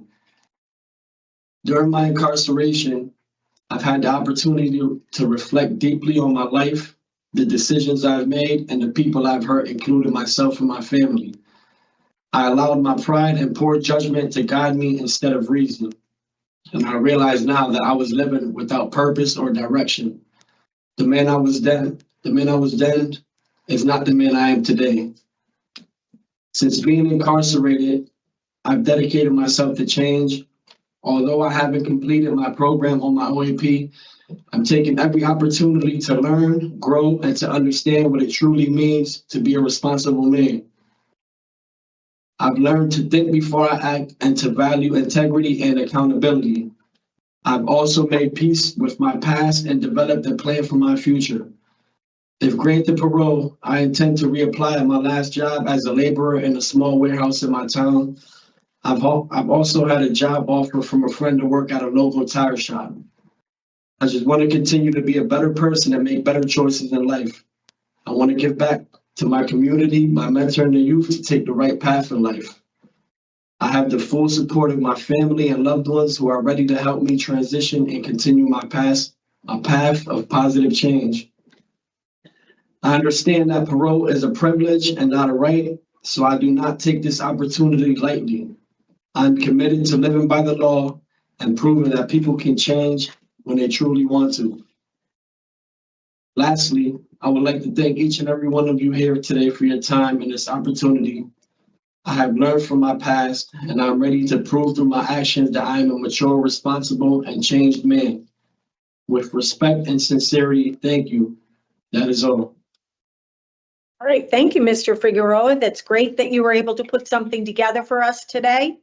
We're going to be asking you some questions this morning, and after we're done with our questions, we'll deliberate and give you our answer about parole. And Ms. Chance is going to begin with the questions this morning. Hello again, Mr. Figueroa. I was reviewing your files and I appreciate what you're saying today. I look at the fact that you have not completed any programs, and that's something as board members we take very serious. When you talk about wanting to change and working on yourself, we view the programs that you take, your participation in them. Yes. And I have not seen where you have taken any program. So, for example, addiction services was added, rightfully so, because your drug score is a 4. Yes, And you're on the list for voices because your 2 charges involve guns, which Yes. poses a serious risk to public safety. yes. So I want to ask you and go back. You have your 2 DRs are for fighting. Yes. So how did that come about? There's one in December and one this past May. The one in December, it was all over a basketball game. Somebody thought I was saying, like, talking junk on the court. And I was trying to diffuse the situation by telling him I wasn't saying nothing to him or nothing direct to anybody. He just thought I said something and he hit me. So I defended myself in that situation. I didn't start that fight at all. So how else could you have handled that? How else could I have handled that? I really honestly tried my best by telling him, like, yo, I didn't say nothing to you. I don't know what you're talking about. Because I knew this guy, like, just the day before we were joking and talking to each other. For him to think that, I didn't know what was going on. Yeah, and then you got another fighting one in May. What was that one for? That one, somebody mistaken me for someone that they might have thought I was, and I just got hit in the middle coming from the child hall. Somebody thought I was somebody else from the streets. I didn't know who he was at all whatsoever. And what happened? Oh, he just hit me, and then I turned around like I didn't know who was hitting me, so I just fought back. I sort of defended myself, to be honest. Yeah. So again, Mr. Figueroa, I think you still have some more work to do there. Looking at your history, you going back to 2011, you had an assault first charge where you shot someone in the head. That's my case, my last case, yeah. But my last And incarceration. here you are today again with 2 more gun charges. And Mr. Figueroa, those are pretty serious charges. And you were released to parole in 2022. And then a year later, you were returned with no charges. Yes. So you have 5 years flat today. And I hope you understand why they gave you 5 years flat. Yes, I do. Yeah. So I hear you saying that, you're learning to be a responsible person and you want to give back to your community and you realize that you weren't living without purpose and you want to redo that. But for me, the only thing that's going to help you right now, Mr. Figueroa, is for you to do those programs on your OAP. Getting into those 2 fighting, I don't know why engagement was removed. Because I think there was another way out that how you could have handled those 2 situations. I really could. If somebody just hit me out of nowhere, I can't control that. That's a situation I really can't control. My last incarceration, I did 12 years without a single fighting ticket. These 2 situations, I can't handle that. If somebody just hits me and I go to the box, they're gonna give me a ticket. But I have proof of my for the programs. I've been writing to get invoices since April 8th, 2025. And then I asked my counselor in July what programs I have to do. He only told me I have to do voices. And then to make sure, I rewrote my counselor yesterday. I believe that you're trying to get into the programs. It's just as of now, you haven't been able to take any. And I also read where you said, you were hanging out with friends and took the guns. And then you said it was because you had PTSD. Why would you say I was- that? Or is that true? From when I took the guns on this case, yeah, I took the weapons and I was scared. I didn't want to feel like I had to come to jail for stepping out one night. I was doing But actually scared good of on what? Scared of what? that somebody might be out to get. Now I realize I didn't need a weapon, to be honest. Like I was so like nervous about being out. Like a lot of crazy stuff happens in the world. I don't know why I carried a weapon. I don't need it. But I know I did. I did, and it was a dumb move Yeah. to make. Right. So for me today, Mr. Figueroa, I don't find you suitable because I do believe that you need to take the programs on your OAP. I have 3 requests showing that I've been trying for I over 7 understand months. that. I understand that you have requested, but as of right now, you have not taken them. So, Because they don't place me in the programs. I've been writing since 7, 8 months ago to start the program. And they're not, I got proof. They're telling me I'm on the waiting list. And then they're only telling me I only have to do voices. I just wrote my counselor yesterday. He said, all you have to do is, so tier 4 addiction services, I don't know where, I completed that in my last incarceration. I don't yeah, know where all of you that did. came You from. completed tier 4, but you said you don't feel that you need relapse prevention plan. So I don't know what's going on there, Mr. Figueroa. I think you have to kind of work that out with your counselor. But from my perspective today, you do need addiction services and voices programs. Okay, so good luck, sir. Here. Thank you, Ms. Chance. Mr. Rodriguez? Thank you, Madam Chair. Yeah, Mr. Figueroa, basically in the same place, this is your history, and you've got to be able to take care of some of the things that you're doing by taking these programs. And we realize that sometimes you get, and by the way, if you get a ticket, it makes it even harder to get into a program. So you can't My get a tickets- ticket. You can't get a They've funny been ticket. cleared. Even if they were cleared, you cannot get a ticket and still think you can get these programs. You said you asked for it in April, and you got a ticket in May. You said you asked for the program in April, and you got a ticket in May. Right. So it makes it more difficult and more challenging for you to get chosen for those things. The only You're program I had on my gonna own.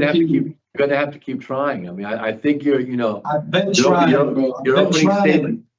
Yeah, I know, I Tell me realize the you're gonna have to same keep thing. trying. I've been trying, bro. But You're gonna have to keep I'm trying. showing you dates for months, and tier 4 I- addiction services was never on my thing. They telling me all I had to do was voices. I just wrote my counselor yesterday. He said, "Voice." That's y'all not what telling we me have. to That's add not what we have addiction. on our file. Well, That's so not what we what have. is what files? They not matching up. You got my counselor looking up a Yeah, program. well, You're not telling them you'll nothing. need to talk to your counselor again. So how this works? So it's just We want what's best for you, but we also have to consider your suitability. We have to consider community safety, public safety. So, we want to see the programs. That's what we want to see. So What that's program kind of specifically do I have to that's do? kind of where we're at. What That's kinda where we're program at. specifically? Because they told me voices. The whole jail, I write them. Y'all professionals that work for y'all is telling me all I have to do Good. is voices. They push to get the voices then. But now y'all telling me get I the gotta do tier 4 and all this extra stuff. Like, We said addiction services. I don't think anybody said tier 4, but we said addiction services. that's tier 4. It's the same thing. That's a tier It's program. That's a tier program. All right, man. When we get this done, it's all right.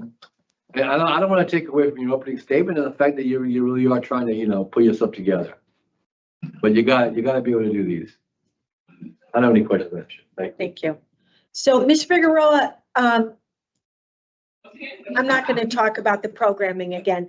You hadn't started the 5 years of probation from your prior sentence? I was looking, did they terminate your probation, or do you still have to do that probation once you finish this? That's the reason I took 5 flats, so I can finish that probation up. And so you're all done. Okay. All right. Okay. And your mother it says you can go and live with her once you're released, so you got some support in the community. That's important. Yes.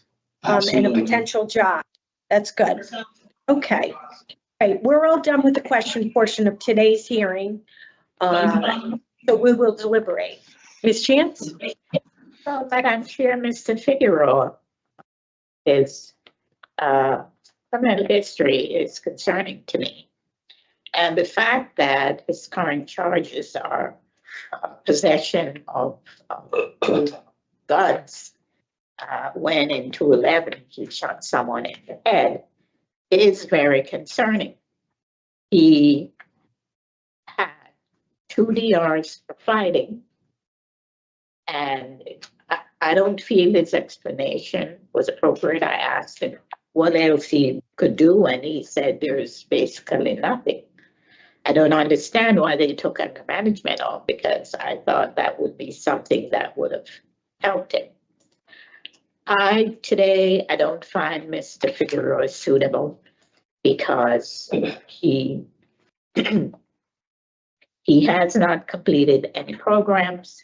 He said having the guns had to do with his PTSD.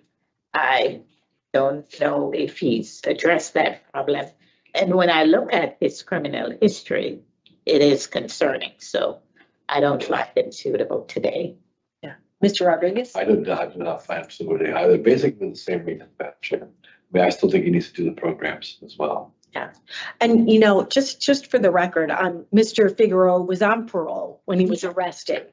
And he was granted parole under the Juvenile Reconsideration Act 1584. And he was Right. granted parole by our board. So those are very important hearings for this board. And when someone goes out and violates their parole after such a short time for a similar offense involving a firearm, you know, we think it's very important that, you know, additional programming, if necessary, be done, that there not be any disciplinary reports. So I also do not find Mr. Figueroa suitable today. Reasons: nature and circumstance, criminal history, and offense committed on parole. Yeah. Yes. And inadequate program participation. Okay. So in the matter of Carlos Figueroa, 378099, I make a motion to deny parole for the following reasons: nature and circumstance of the current offense, criminal history, current offense committed on parole, and inadequate institutional program participation. Do I have a second? Second. All in favor? All right, Mr. Figueroa, we wish you the best of luck. Thank you. You know, you're not going to have supervision, so the more you put in place prior to your release, the better for you. The better opportunity for success. Yeah. All right. Okay. So just flat out denied, right? No comeback, nothing? No comeback. So the programs are pointless now, right? Well, I hope not, because you don't have any supervision once you're done, right? So the more you have to go out there with, the better that we'll never, ever see you again. That's the goal. Never. You're 31 years old. You do not want to spend the rest of your life back and forth. No, I don't. You're right. Okay? Okay. So do what you can, try and get a job, do the programs. You know, you said you were smoking marijuana, you know, that clouds your judgment. So maybe you figure out how to manage yourself in the community more structured. Okay, thank you. Good luck. You're in your positive direction, man. You're going in a positive direction. I gotta follow direction. Yeah, you're going in a positive direction. Keep going. I'll be all right, man. I'll get through this. Good. Walk the rest of this down. All right. Good luck, This Mr. concludes the Figueroa. hearing for Carlos Yeah, Figueroa, you too. 7839. Here you go, Figueroa. Come on in, and if you like to refuse, let him know. You can have that, Figueroa. Thank you, ma'am. You're welcome. I got it. Good morning. Good morning, Mr. Gonzalez. Have a seat for us for a second, please. Good morning, ladies and gentlemen.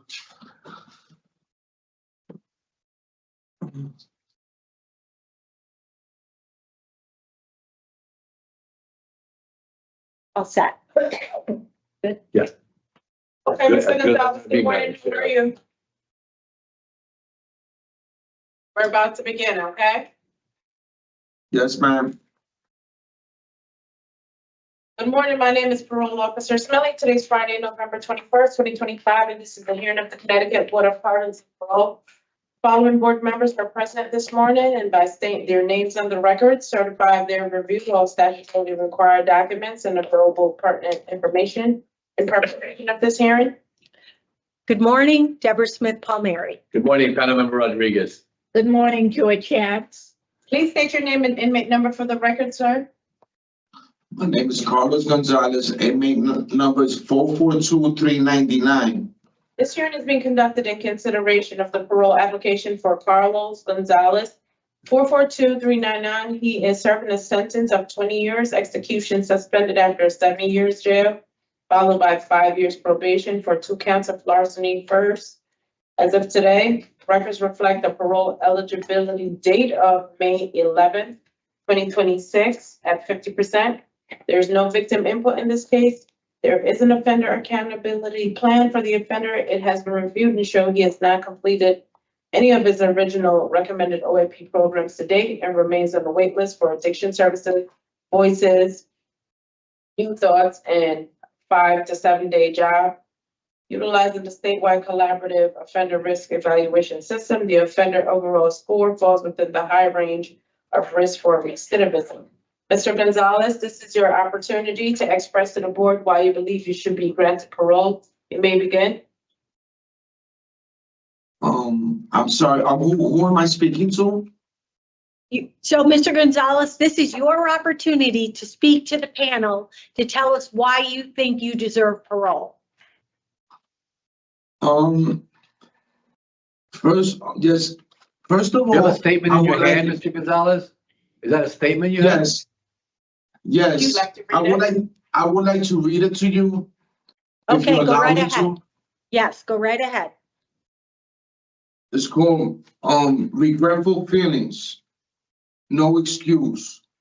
Sir, madam, I am writing this letter to let you know how I feel. The feeling is overwhelmed with repentance and regretfulness. Therefore, because of the feelings, I feel under duress to write my feelings. Next month makes me 51 years old. I can't say that this time to start to respect and protect my decisions. I was so wrong for stealing off the store and sure wish that the lady who attended me, I can say that I am very sorry. Sorry for taking advantage of the trust which she gave me, the trust of welcoming me at the store. I surely wish she can be here to tell her how wrong I was, how cowardly I took advantage of the wrong decision I've made. I have no excuse whatsoever. I am ashamed and angry at myself, whereas I am seeking within myself in order to forgive myself, so I may feel better. However, I ask myself, perhaps if the victim was or is at my presence, I can ask her to please forgive me, while I remorsefully look at her, hoping she will forgive. So like that, I can uplift my spirits and I can sleep well and sweet. I lost my parents, my daughter Tatiana, my newborn Brendan, and their mom within 22 months. A lot was going on during the horrific pandemic. This nation was under terrible crisis. My hometown, New York City, took it very horrible. I lost my job, my only small family, my kids and her mom died in a car accident. Boom. Vanished in Spain, Barcelona, on vacation. And my parents died just like that as well. And guess what? I survived it mentally, emotionally, thanks to the stimulus checks and the unemployment checks that took place as well. However, still, through the pandemic, the deadly crisis, my lost ones, my little ones, gone. However, is that an excuse to steal? No way. I mean, I can sit here and remember the looting, the thefts, the insanity that took place during the pandemic. It was sad. I couldn't even fly for the funeral overseas to see my kids one last time. My whole family just one last time. Just because everything was shut down, even the airports. Hey, I could have gotten into drugs, alcohol, but no excuse. We still have the will to make correct decisions in our lives, no matter what are the circumstances. I just wonder that outside these circumstances, does it dictate my happiness, my inner peace, or also my remorse, my integrity, and also my shameful feeling? What access do I use to seek peace and relief? I need to actually apologize to the victim so I can sleep well, live in peace, so I can love myself. These feelings has no right to stay because it's negative and consuming. It's limiting beyond my step to spiritual freedom. I want my best days to come with hope and love. I want to use my disappointment and my incorrect decisions to set me up for something greater and better. I can't stop negative thoughts from coming, but I can decide whether I am going to dwell on them or not. I am older and wiser enough to take control of my thoughtful life. I will turn it around and dwell what the consequences says about me. No matter how long it's been or how impossible it seems, I can still turn my life story around as long as I am alive, and today I'm still alive. Thank you for listening, and I'm sorry. All right, Mr. Gonzalez, that was nicely done. We appreciate you putting that all together, your feelings and your thoughts. We're going to be asking you some questions this morning. Mr. Rodriguez will begin with questions. Thank you, Madam Chair. Thank you, Mr. Gonzalez. Yeah, thank you so much for the opening statement. I would hope that I would have heard a little bit more about what you've learned about your behavior and what you planning to do to change your behavior, because I'm sorry for your losses that you've had. Let me get that out first, because you've obviously had some significant losses. But you have a 31-year history of offenses, multi-state offenses, not just here in New York, Jersey, Virginia, Georgia. So this is not something that just started over these losses. And so I'm concerned that what I didn't hear from you in your opening statement, and again, I appreciate you sharing your feelings, and I understand how you feel it with the way that you do. You didn't share what you've been doing to improve your behavior and to change your behavior. Can you talk to us about what you've done? Because you haven't taken any programming either. So what have you been doing since you haven't been taking the programming to change your behavior? Well, sir, I have written down a lot of letters to program committee, to the warden, to my counselors throughout the years. And they keep writing me back stating that I'm in the waiting list. I tremendously even spoke to them personally outside my cell, asking them to please put me inside a program. The deputy warden, Mr. Moore, the counselors, the warden, Martin, Mr. Akins, and I have all the letters writing me back stating that I'm on the waiting list. And I feel that I've been seeking for help many times. As you can see, these are all the letters. I see them. And I understand that. But for us, the challenge is that we have to be able to say you've taken some programming. That's the challenge for us. And you haven't taken any. I mean, well, they have telling me that I'm in the waiting list. I wrote to many programs. I wrote to NA, I wrote to AA, even voluntary programs that I wanted to take as well. And they were still telling me I'm on the waiting list. I have proof here stating that. I feel like that's already like not my fault. It's out of my hands. I also,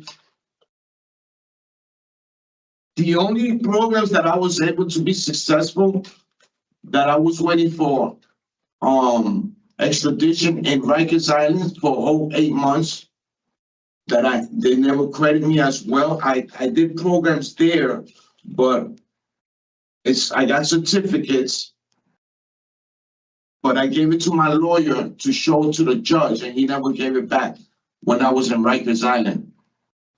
And I feel that it's not fair that there is an inmate like me that's trying to look for help, and then they're not giving them help. They keep writing them and keep telling them that you're on the waiting list, that you have to wait. What I had to do, sir, I had to learn myself. I had to sit there and meditate like never before. And I had to actually parent myself like a child and grow and become wiser in order for me to stop acting the way I was acting. And it came to a point that I have never been so serious, and it had to take a lot of suffering and pain and losses. I lost my whole family before coming to jail, a few months before coming to prison. And since then, I've been meditating. I've been learning more about myself. The most scariest part is being older, becoming older, and coming back in here with no family, with no type of support system. And that is my wake-up call.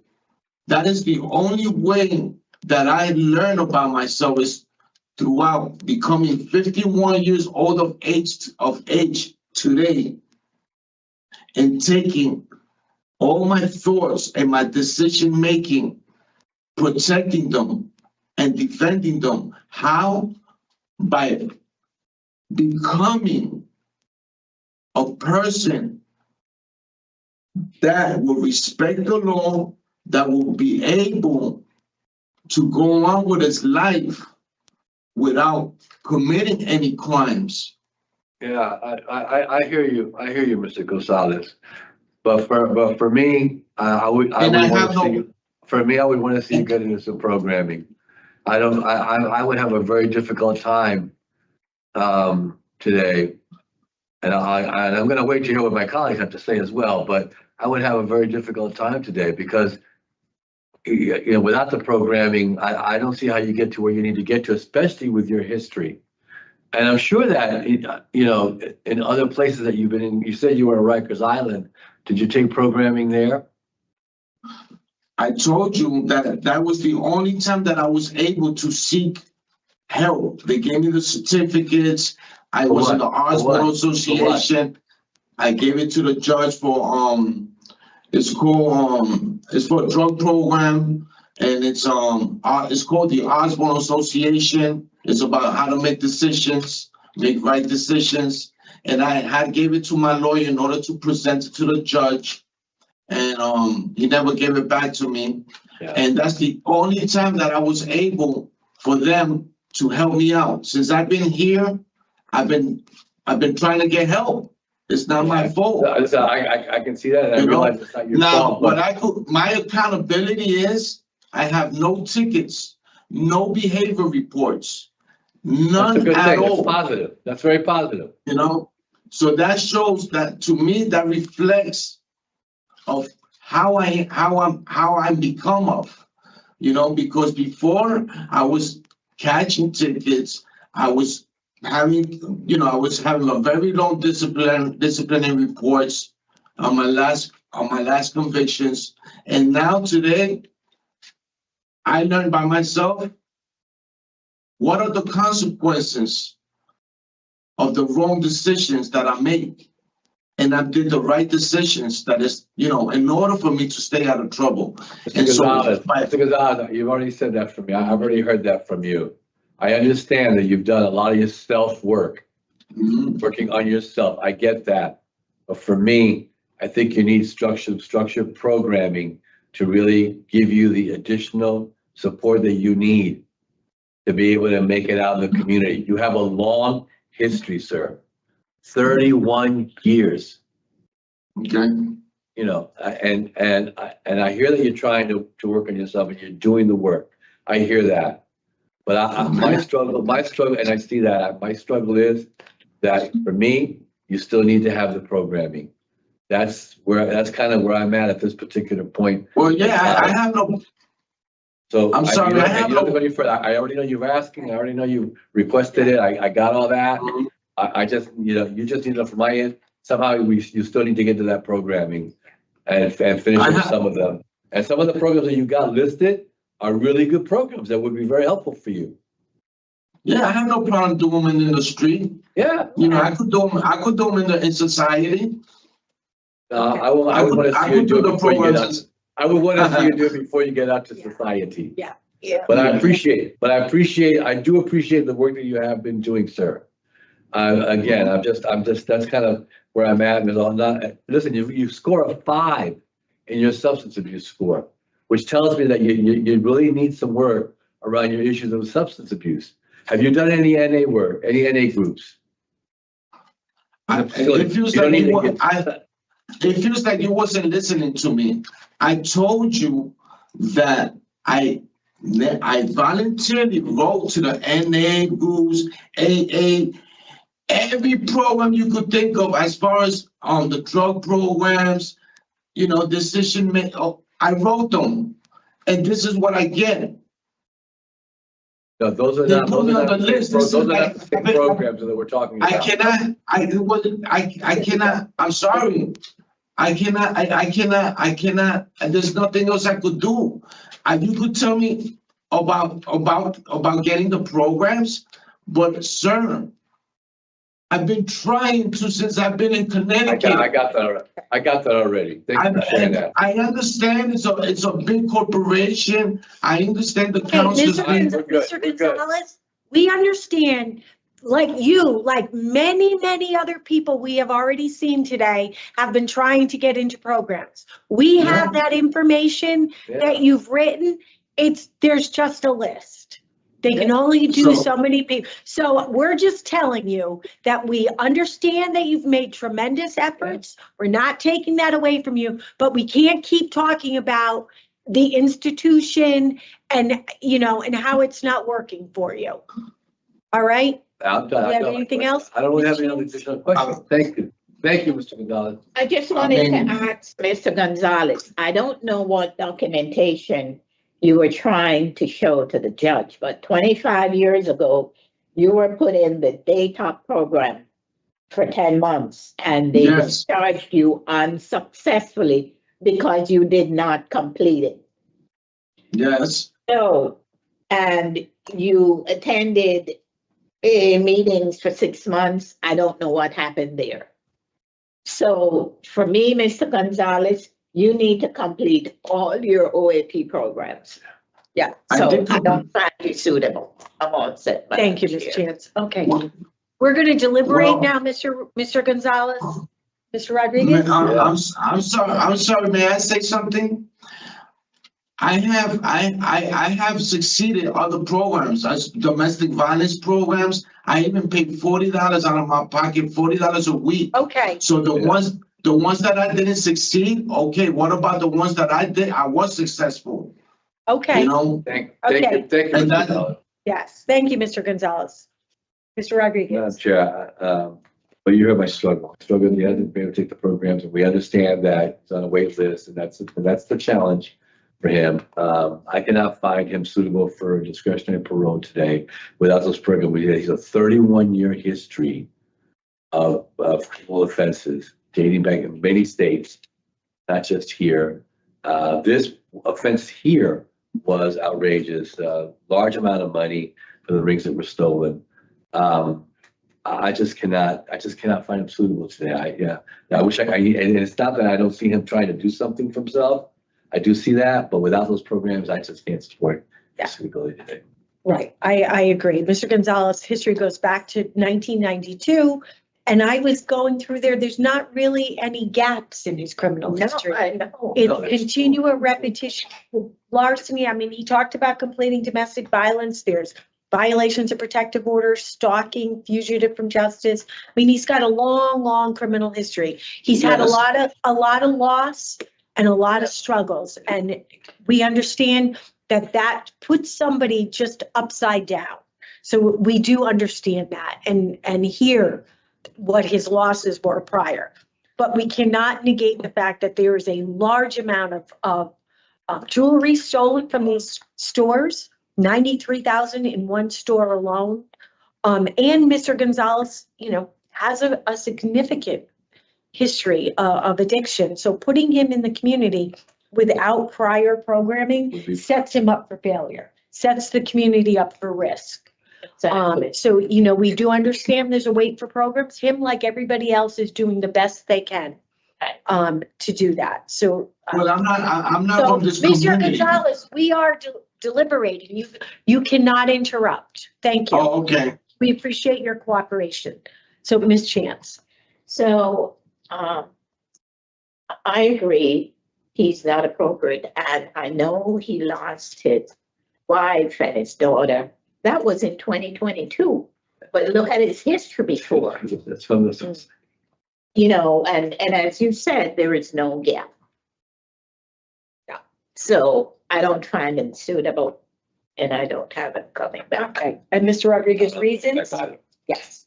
Reasons? I had criminal history, obviously inadequate offender change and inadequate institutional program participation. Okay. Right. Okay. So in the matter of Carlos Gonzalez, 442-399, I make a motion to deny discretionary parole for the following reasons: criminal history, inadequate evidence of offender change, and inadequate institutional program participation. Do I have a second? Second. All those in favor? All right, Mr. Gonzalez, wish you the best of luck getting into some of those programs to help you. Looks like you've got a decent release plan, so you should do well. You have 5 years of probation. This concludes the hearing for Carlos Gonzalez, 442-399. You'll receive all this in writing, Good luck, Mr. Mr. Gonzalez. Good luck to you. You're all set. When would I be able to go? When do I see the parole board again? You do not. You will go to your end of sentence and you'll receive all this in writing. So good luck to you, sir. You can talk to your institutional counselor at the facility. They'll give you more info.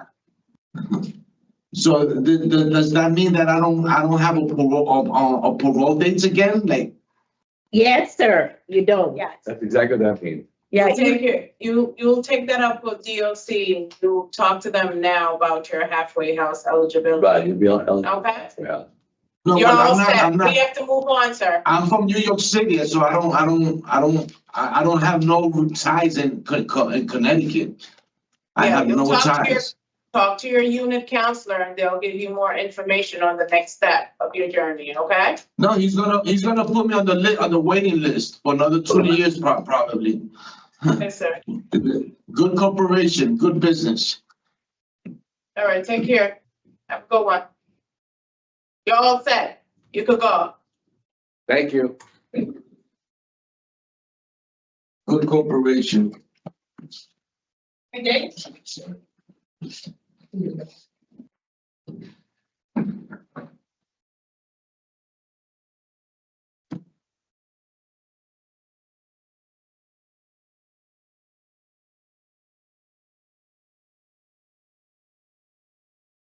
I'm not.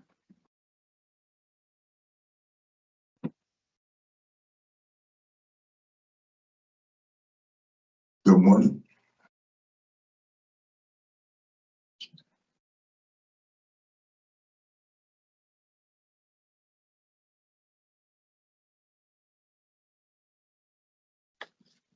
Good morning, Mr. McDade. How are you? I'm all right. Good morning. Okay, stand by for us. We're about to begin, okay? Yes, ma'am. yes, we are ready.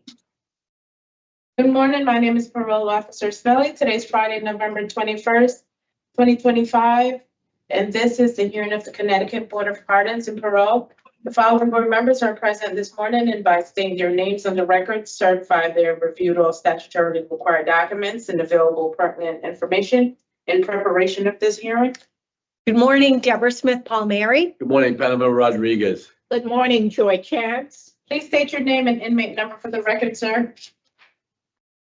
Mr. McDade. Gregory McDade, 316014. This hearing is being conducted in consideration of the parole application for Gregory McDade, 316014. He is serving a sentence of 6 years jail, followed by 4 years of special parole for criminal possession of a firearm, ammo, defense weapon, criminal trespass and first, breach of peace second, and a failure to appear second. As of today, records reflect a parole eligibility date of March 23rd, 2026 at 50%. There's no victim input in this case. There is an offender accountability plan for the offender. It has been reviewed and showed the offender has completed new thoughts from its original recommended OIP programs. Voices, domestic violence, PEP, Inside Out Dad from his revised OAP. He remains on the wait list for addiction services and a job. Utilizing the statewide collaborative offender risk evaluation system, the offender overall score falls within the high range of risk for recidivism. Mr. McDade, this is your opportunity to express to the board why you believe you should be granted parole, sir. Again. Yes. Good morning, honorable members of the Parole Board. I'm here to respectfully request your consideration for parole. I want to take this opportunity to accept full responsibility for my actions. I understand the harm my choices cause, not only to the community, but also to my family. I'm truly sorry for the pain and disappointment I caused, and I'm committed to continuing to hard work to becoming a better man. I also want to openly address Go ahead. Excuse me. No, somebody just coughed. Go right ahead. All right. I also want to openly address the disciplinary tickets on my record. I have received 1 fighting ticket, 3 contraband tickets, and 2 refusal to give a specimen tickets. I want to be honest about these incidents because I understand the importance of accountability. Each of these situations taught me a hard and necessary lesson. The fighting ticket happened during the time when I was struggling to adjust to my incarceration. I was not yet able to manage my emotions the way I should have. And unfortunately, I was forced to defend myself against an unprovoked act. The contraband and specimen related tickets were poor decisions on my part, and I take full responsibilities for them. I am not proud of any of these moments, and I want you all to know that they were a turning point for me. They forced me to take a serious look at myself and make real and lasting changes. Since these incidents, I have committed myself to doing better. I have completed several programs that have shaped my thinking and behavior in positive ways, including Inside Out Dad, UConn Extension, PEP program, New Thoughts, Voices, and Domestic Violence. These programs have helped me build an emotional maturity, better decision-making skills, and a deeper understanding of the consequences of my actions. I have not had any similar issues since then, and I am determined to keep it that way. My greatest motivation to stay on the right path is my family. I am a father of 2 young children, Gregory, age 3, and Zoe, age 2. Being away from them has been the hardest and most painful part of this process. It also has been the greatest push for me to become a better man. I want to be present in their lives, guiding them, supporting them, and showing them what responsibility and growth really looks like. If granted parole, I have a strong support system waiting for me. My children's mother, Antoinette Gamble, has offered me support and a stable environment to return to. I have a plan to maintain gainful employment, continue counseling if recommended, and stay committed to the positive changes I've made. I am determined to prove through my actions that I'm ready to live responsibly and contribute to my family and the community. Thank you for taking the time to consider me for parole. I know parole is a privilege, and I'm committed to earning that privilege every day through my actions and continual growth. I am determined to prove that I can live responsibly, peacefully, and productively in the community. All right. Thank you, Mr. McDade. That was an excellent opening statement. Excellent. Thank you. I appreciate it very much.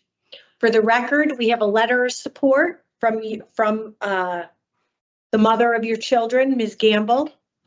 Yes. She spoke, about your involvement, even when you guys are not together with your children. She feels things are going in a better direction for you as well. So that is good to hear. So I have to share with you, when in reviewing your file, there's a lot there, right? You were on probation for a robbery 1 charge when you were arrested with another firearm, and you were arrested with drugs. When I was reading in one of the reports that you were in a parking lot brandishing a firearm in March with no shirt on. Were you under the influence of drugs? No, ma'am. I'm taking full responsibility for carrying a firearm, but that story was inaccurate. It was just something somebody said to get the police to chase me. Okay, so you take responsibility for having the firearm, but the incident did not occur as being reported. Right, I was not in the parking lot with no shirt on. I wasn't brandishing a firearm. And the person that reported it made it seem as if he witnessed it when it was me and him who had the verbal dispute. Okay. And it was quite the chase that you gave police with your car. And I have a note that you were very difficult upon arrest. What was happening with you at that time? I mean, you've been arrested before, sometimes it's just, better to accept what's happening. Right, and I was doing that. Okay. Let's see. During this time,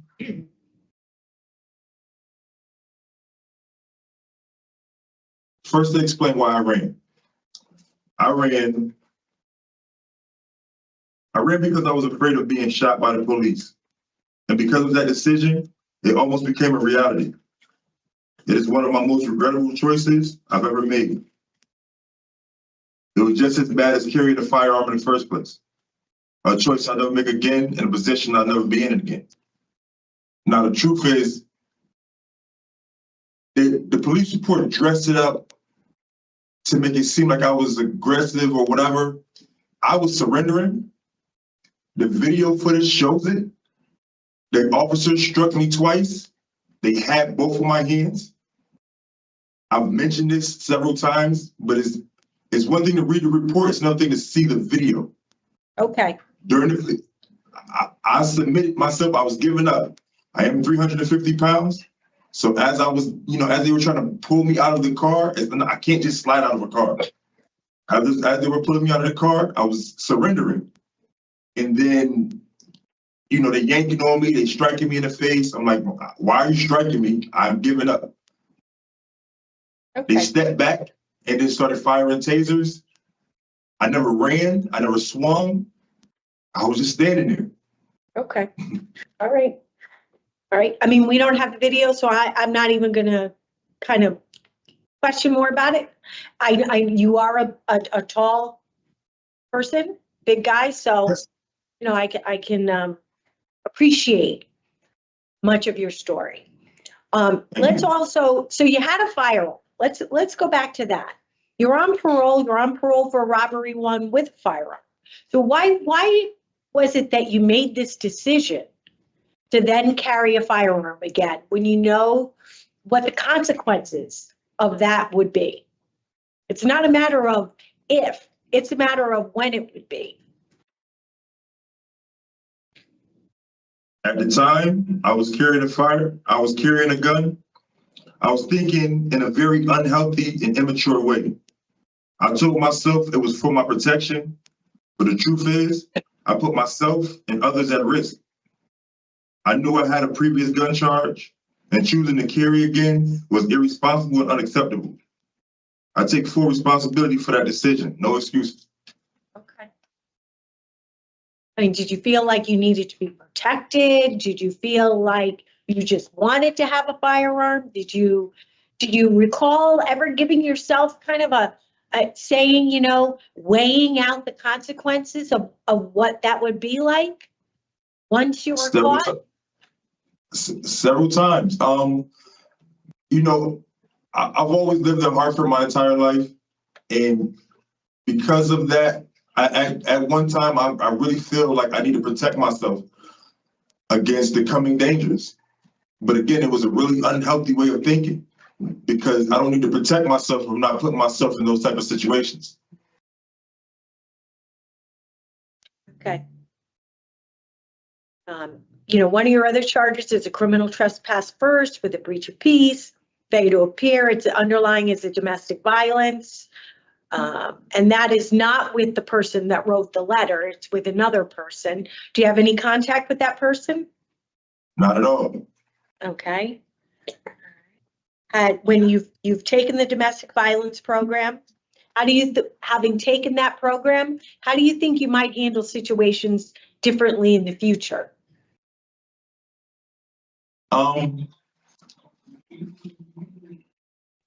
That situation, exactly, my best friend for over 20 years, it was with his little sister.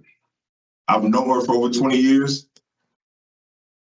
I made a poor judgment by, I needed help. I was fresh home. I asked her if I could use her address to receive my check, my stimulus check, and she agreed. However, we were no longer talking, so when my check arrived at her house, she told me that I couldn't get my check. I showed up at the house thinking I could, we can talk it out. But that wasn't the case. She began to get belligerent. She started attacking me. And then, she was like, call the police. And I was in agreement. Call the police. I'm not going nowhere. Go ahead and call the police. I stood there. I didn't run. Okay. And when they showed up, they just went with her side more than hearing the whole side. Okay. So, but that's not really what I asked you, because, we read the incident.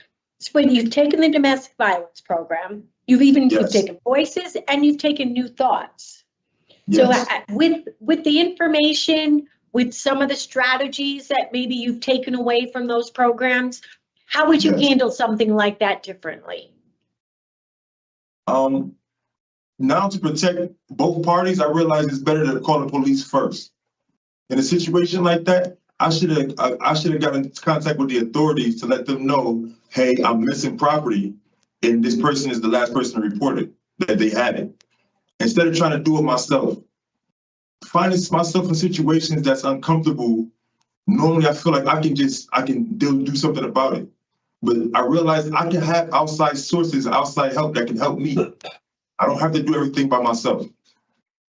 And I think even one step prior to that is leaving the situation. It's not getting better. It's not being resolved. It's important to leave. Let it go and then use those other resources that you spoke about. Yes, ma'am. Also involved in each of the arrests is you were in possession of drugs. Were you selling drugs at the time as well? Because it's more than what we would consider for your personal consumption. I wasn't selling any drugs. I was making bad decisions. I was making bad, negative decisions. I wasn't selling any drugs. The drugs that they're saying that they found on my persons,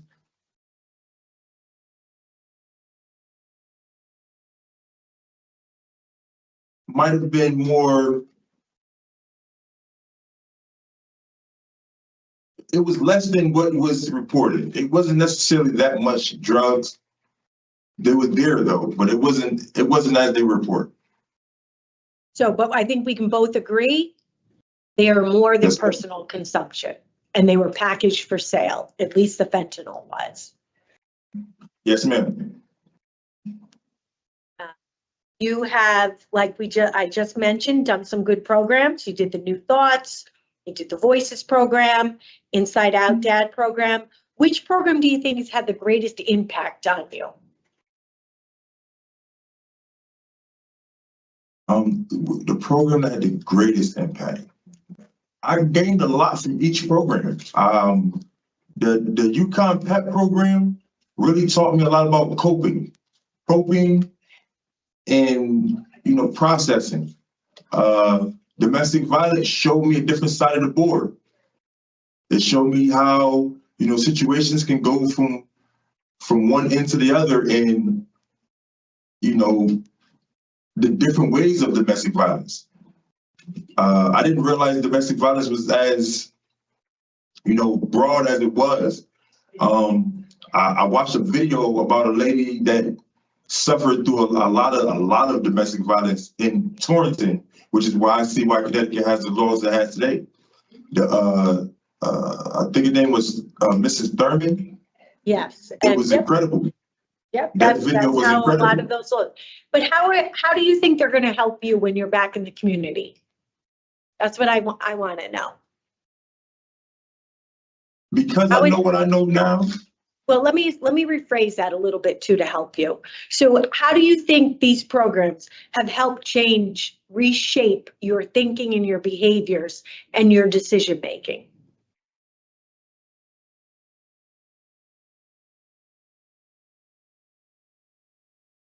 It reshaped my decision making in a lot of positive ways. Like I was saying, most of my thinking was unhealthy. It was negative. It wasn't structured. It was impulsive. It was emotional. I've learned a lot of positive, insightful tools. I've learned control. And I know now that I can also share. Part of what I've learned is not retaining that information just for myself, but spreading it amongst others. When you say your thinking was you were impulsive, example of what was impulsive?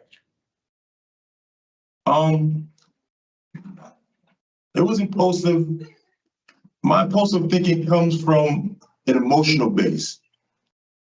Like normally I would respond to however I was feeling versus taking the time to step back, gather myself, and then now, okay, let's reapproach the situation. I have a 360 view, not just from my angle, but now from the person's perspective of what's going on. How can we figure out this together? Why did we have to take a negative turn? We don't have to.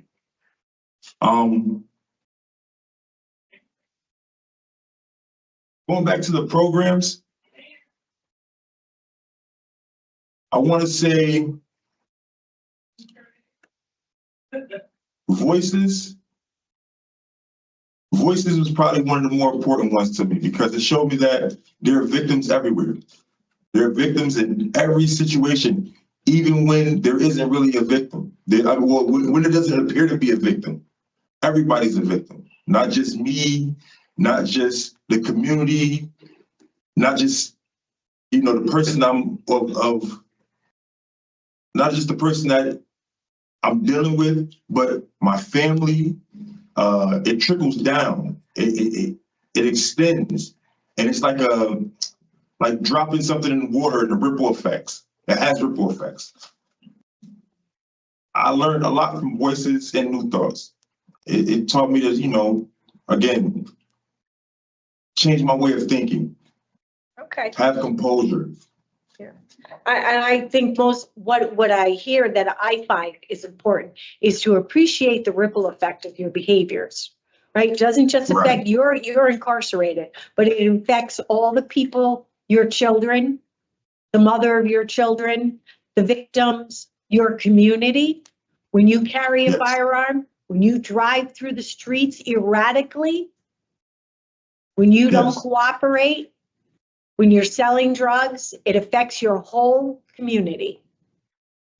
I thank you for addressing those disciplinary reports right off the bat. I don't feel like I need to go into them very much. I will say your last is over a year ago now. So that's important.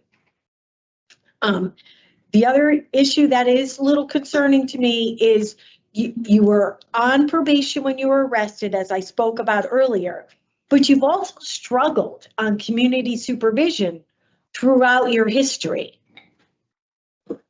You know, why do you think it's so difficult for you to simply benefit from being on supervision? I mean, that's the purpose. It's a little bit of protection to the community, but the goal is hopefully to provide support for you to be successful. Yes. I've made a lot of poor decisions growing up. A lot. You know, before, a lot of them decisions were based around just, you know, being young and adolescent, not necessarily, I wasn't fully developed. I wasn't taking everything into consideration. I was sitting there smoking marijuana, getting sent back to the top program. I was getting into arguments, just a lot of foolishness. Okay. And since I've grown up, I'm now 38 years old. I'm no longer the kid I was. I've watched years, 3 or 4 generations worth of people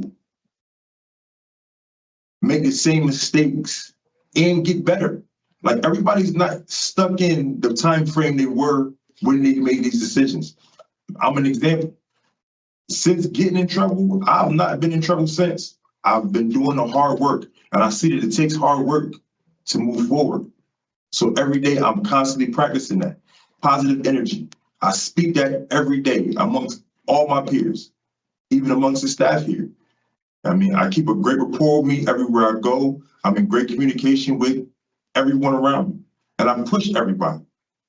Okay. It's no longer about the negativity. It's now, you know, because before it was more like, you know, living the lifestyle or of being afraid to accept, you know, something different.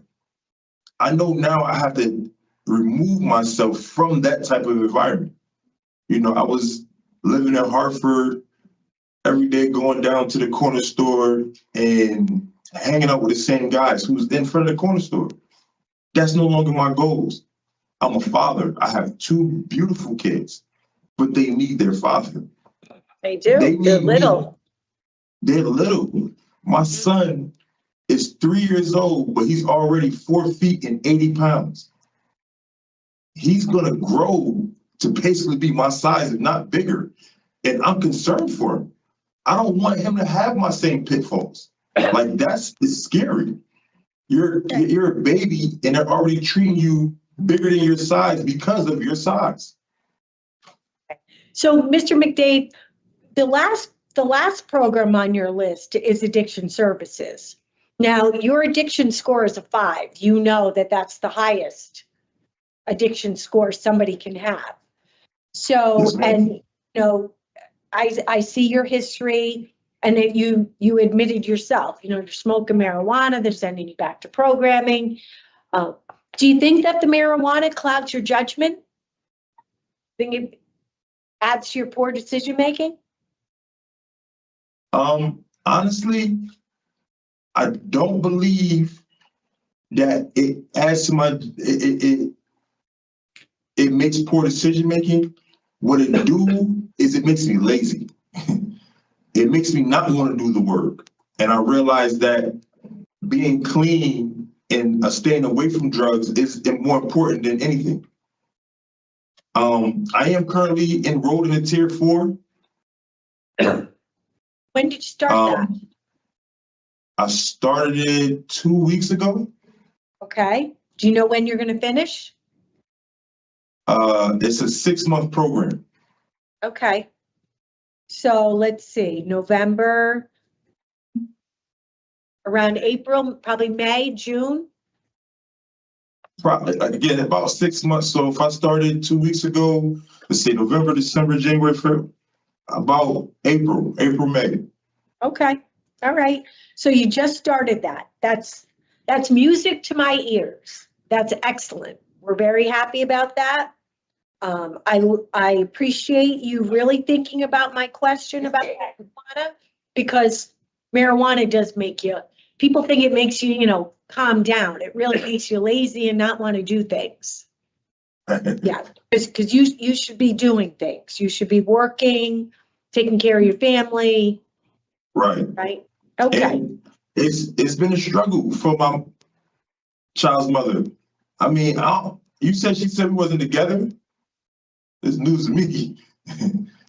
I mean, we're in a relationship. It's not as strong as it used to be, but we're in a relationship.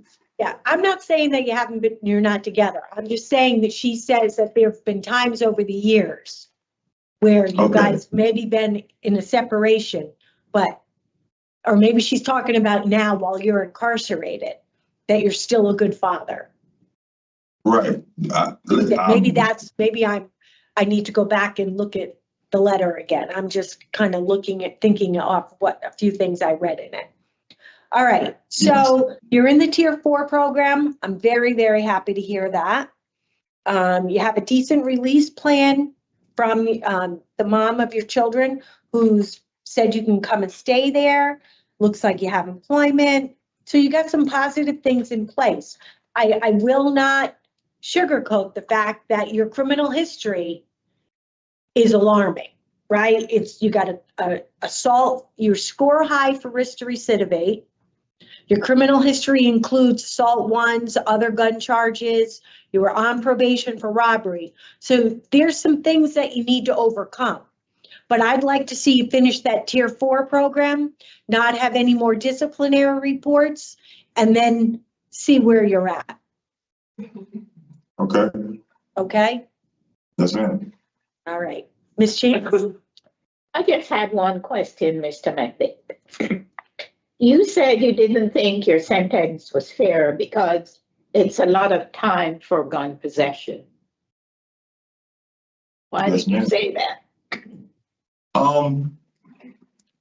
You know, I'm in a system. I communicate with a lot of the other people that's also incarcerated.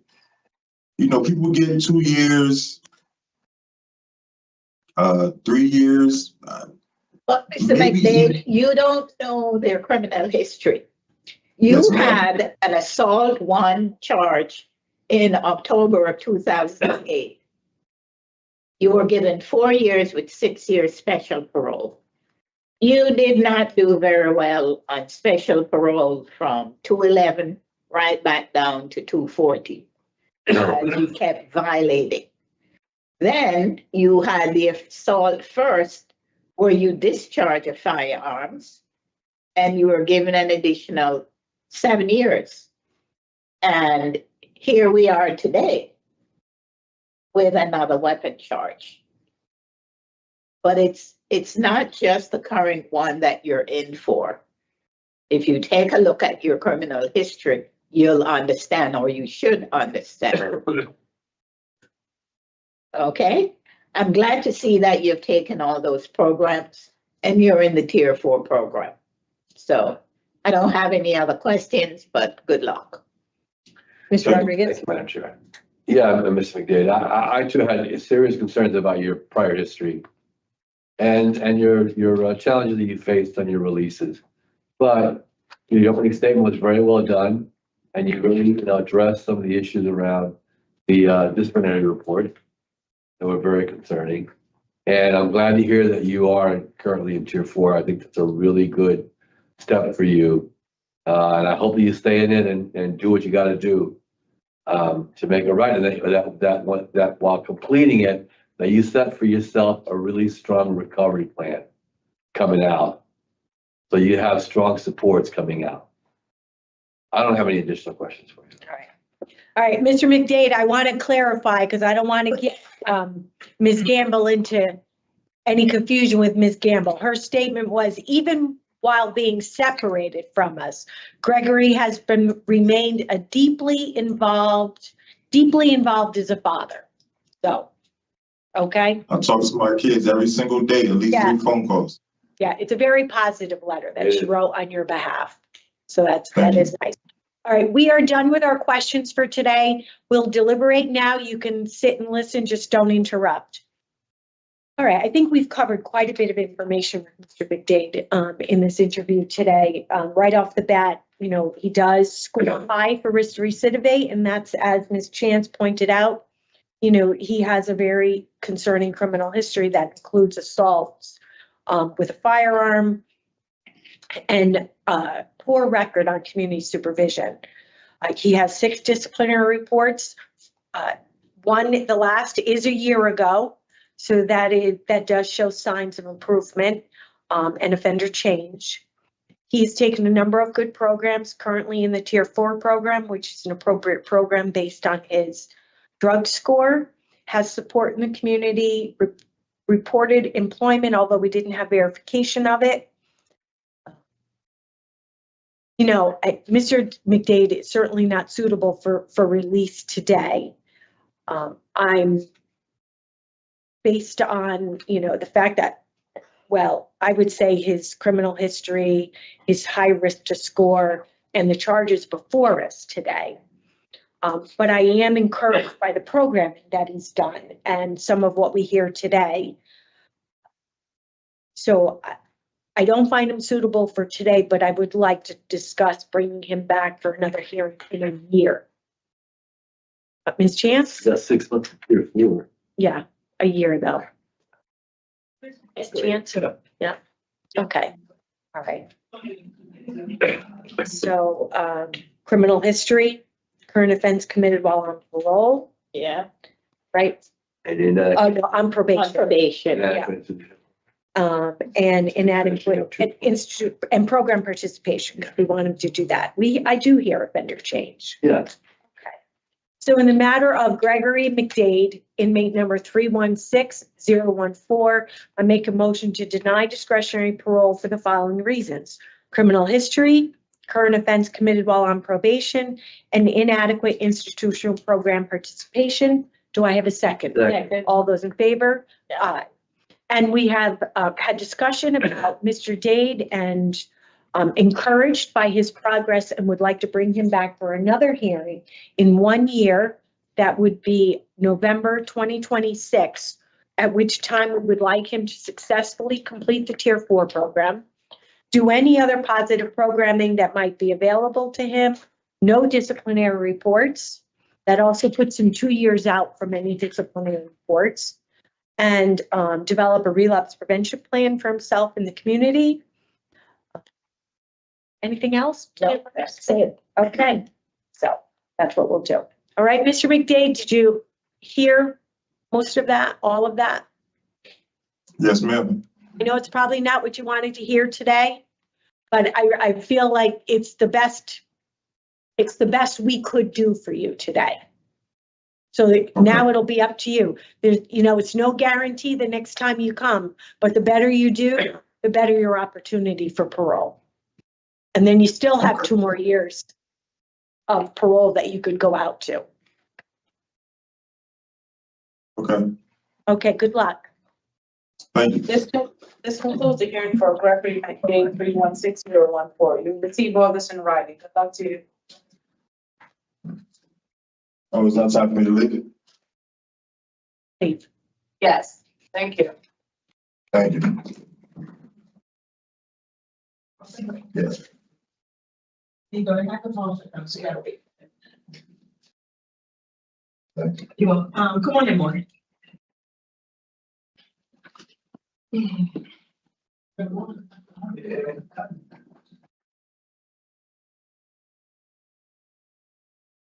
How's it going?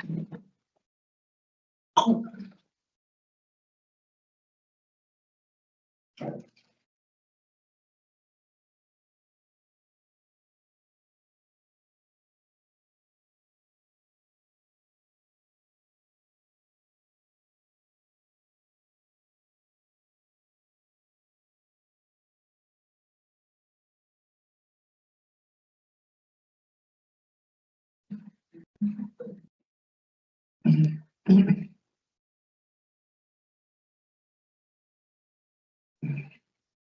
okay, you go ahead, man.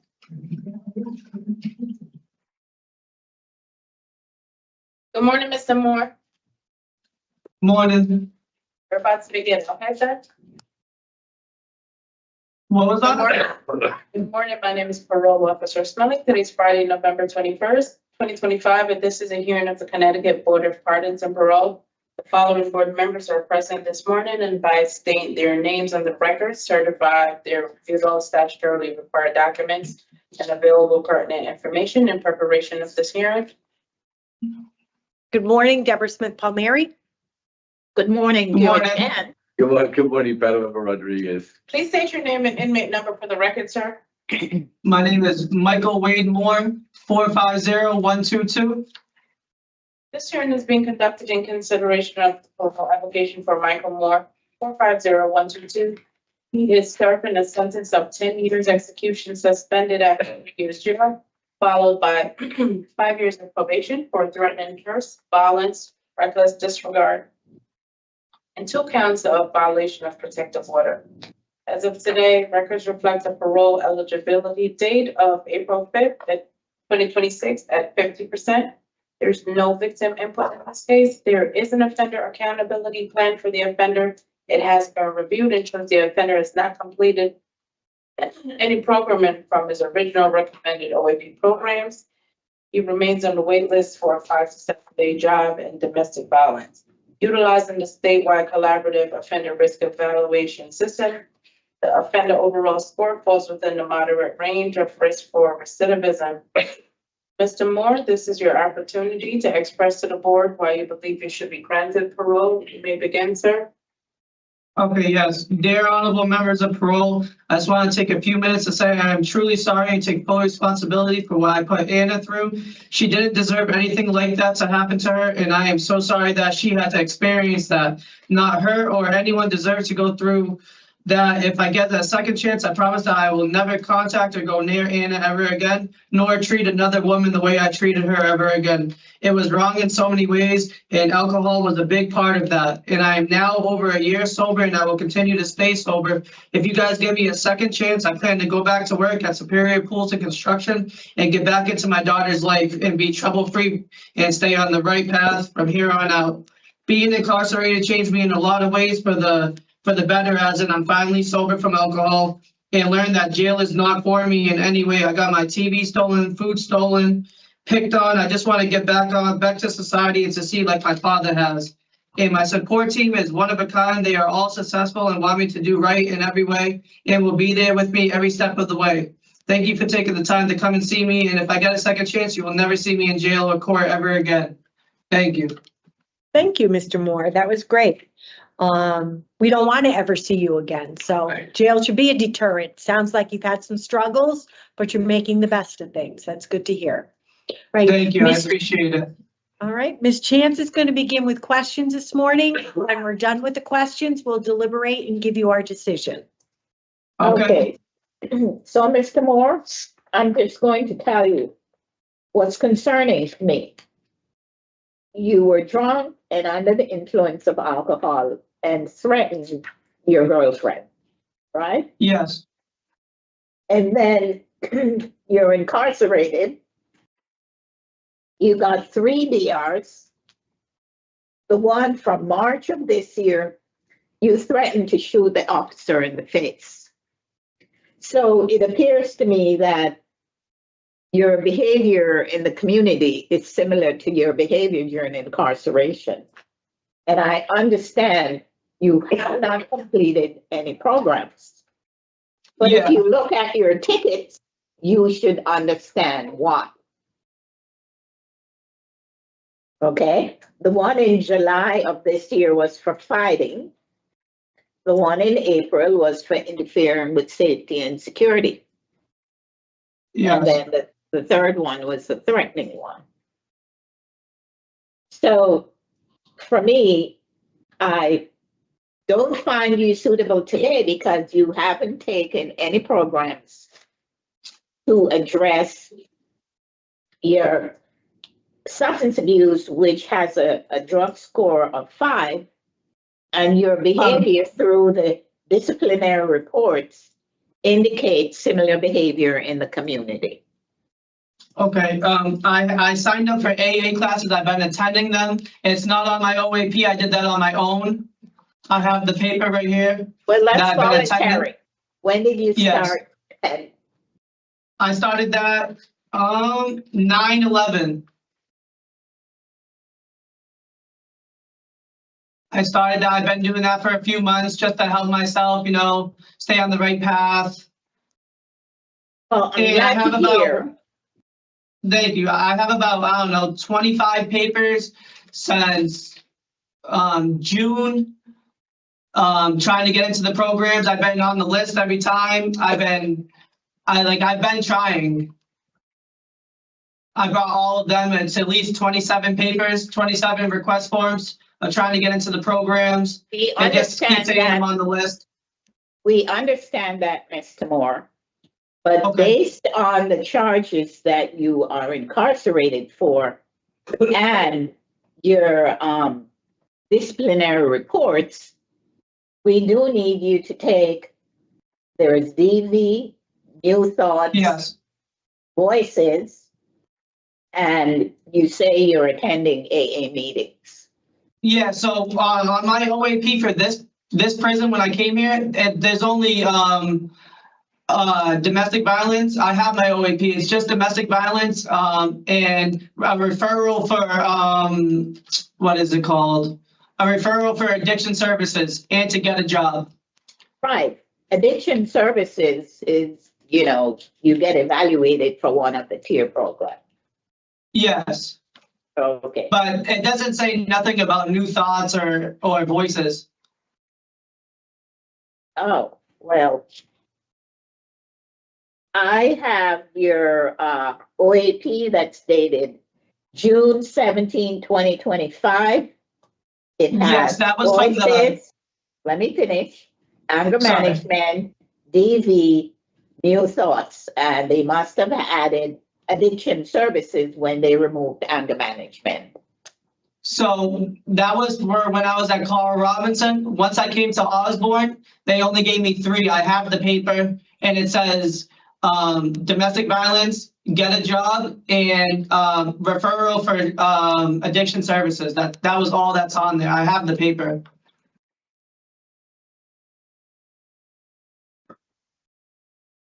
So no Voices and no New Thoughts? No, yep, correct.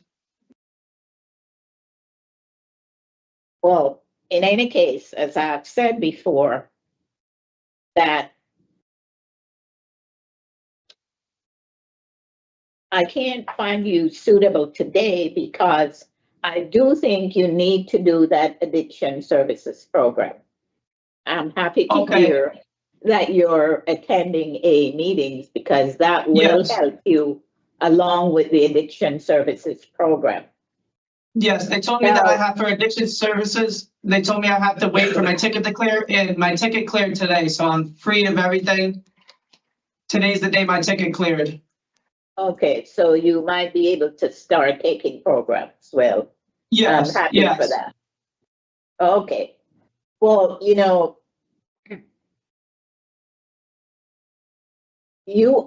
and what was also concerning was because, you have 2 protective orders Yes. and you violated both of them.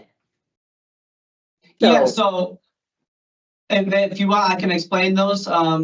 So the first one, I went to court. It was a partial protective order. She moved back in with me. We went to a fairgrounds for a fair, and we had an argument there. It was nothing physical or nothing like that. And people overheard, and they said that's basically violated because you're not allowed to argue.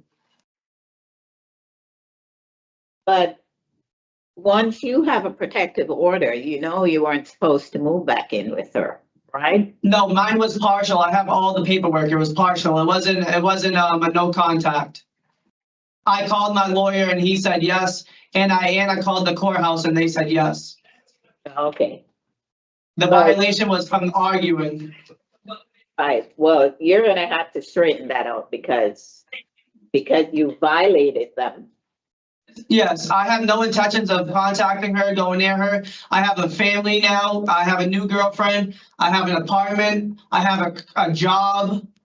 I have all the proof right here. I don't know if I emailed, well, not emailed, I sent in letters to Miss Smelly, Parole Officer Smelly. Okay. And So how long have you been dating your new girlfriend? a year since I've been incarcerated. I knew her my whole And life. is she aware of what your charges are? Yes, I knew her my whole life. Okay. All right, well, Mr. Moore, I wish you the best of luck. And I do hope that now that your ticket is clear, that you'll be able to go forward and participate in programs. Okay, thank you. I appreciate that. Thank you, Ms. Chance. And Mr. Rodriguez? Any question? Okay, and I do not have any follow-up questions either. Ms. Chance covered everything. All right, so Mr. Moore, we're all done with our questions. We're going to deliberate now. Give us a minute. Okay. Thank you. Yeah, so Mr. Moore said he was drunk under the influence when he threatened with his girlfriend. The concern that I had is one of his 3 DRs, he also threatened to shoot the correction officer in the face. And for me, that's pretty serious. So I do think Mr. Moore's behavior in the community is being mimicked during his incarceration. So it is of concern. I don't find it suitable today because of his DRs, and he hasn't taken any of the programs on his OAP. So Any thoughts on a rehear from Mr. Moore after he does some of those programs? He's not done until 2027. So even if we brought him back in a year. I wouldn't. He's halfway out to the next Okay. year. So All right. And Mr. Rodriguez? Same place, Madam Chair. The programming. Okay. All right. And Ms. Chance, reasons? So I had the nature inadequate institution program for institutional adjustment and inadequate evidence of offender change. Okay. So in the matter of Michael Moore, 450122, I make a motion to deny discretionary parole for the following reasons. Nature and circumstance of the current offense, poor institutional adjustment, inadequate institutional program participation, and inadequate evidence of offender change. Do I have a second? Second. All those in favor? Aye. All right, Mr. Moore, we were unable to vote you to parole today because we really are concerned, one, about your disciplinary reports. Yes. And 2, in order for you to really be successful in the community, you need to complete all those programs on your OAP. You are halfway Yes. house eligible around the same time that we would be thinking about bringing you back for a parole hearing. So that's probably the better way to go. Do your programs. So do your programs and then you see how you work out for a halfway house eligibility, community release. Okay, so does that mean I come back up for parole? No, you're not going to come back for parole because you're probably more eligible for community release. Okay, what does that mean? Does that mean I go to my apartment or to a halfway house? You'll have to talk to DOC about that. Okay? Oh, All okay. right. Best of luck. Do your programs though, so you have better opportunities for that. Okay, when is my halfway house available? I don't- March? Talk to your unit counselor about your halfway house eligibility date and the requirements for that, okay? You'll receive Okay. the board's finding in the mail. Good luck to you. This thank you. is for Michael Moore, 450122. You're all set. Thank you. Yep.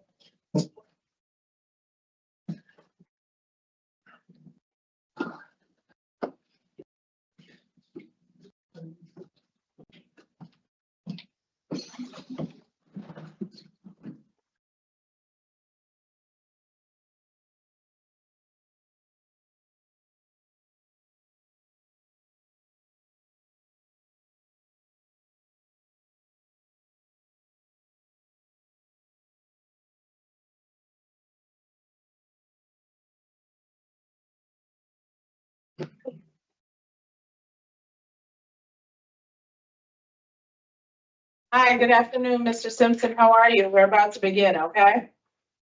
Good afternoon. Good afternoon. My name is Parole Officer Smelly. It's Friday, November 21, 2025, and this is a hearing of the Connecticut Board of Pardons and Parole.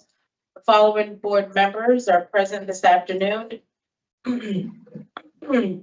By stating their names on the record, certify they have reviewed all statutorily required documents and available pertinent information in preparation of this hearing. Good afternoon, Deborah Smith Palmieri. Good afternoon, Panel Member Rodriguez. Good afternoon, Joy Chance. Please state your name and inmate number for the record, sir. Michael Simpson, inmate number 357675. This hearing is being conducted in consideration of the parole application for Michael Simpson, 357675. He is serving a sentence of 5 years jail flat for criminal possession of a firearm, ammo, defense weapon. As of today, reflects a parole eligibility date of May 10, 2026 at 50%. There's no victim input in this case. There is an offender accountability plan for the offender. It has been reviewed and shows the offender has not completed any of his original recommended OAP programs and remains on the wait list for a 5 to 7 day job, voices, and new thoughts. Utilizing the statewide collaborative offender risk evaluation system, the offender overall score falls within the high range of risk for recidivism. Mr. Simpson, this is your opportunity to express to the board why you believe you should be granted parole. You may begin, sir. I actually wrote something. Can I read it? Yes, Sure, sir. Go ahead. Yep, go right ahead. Thank you.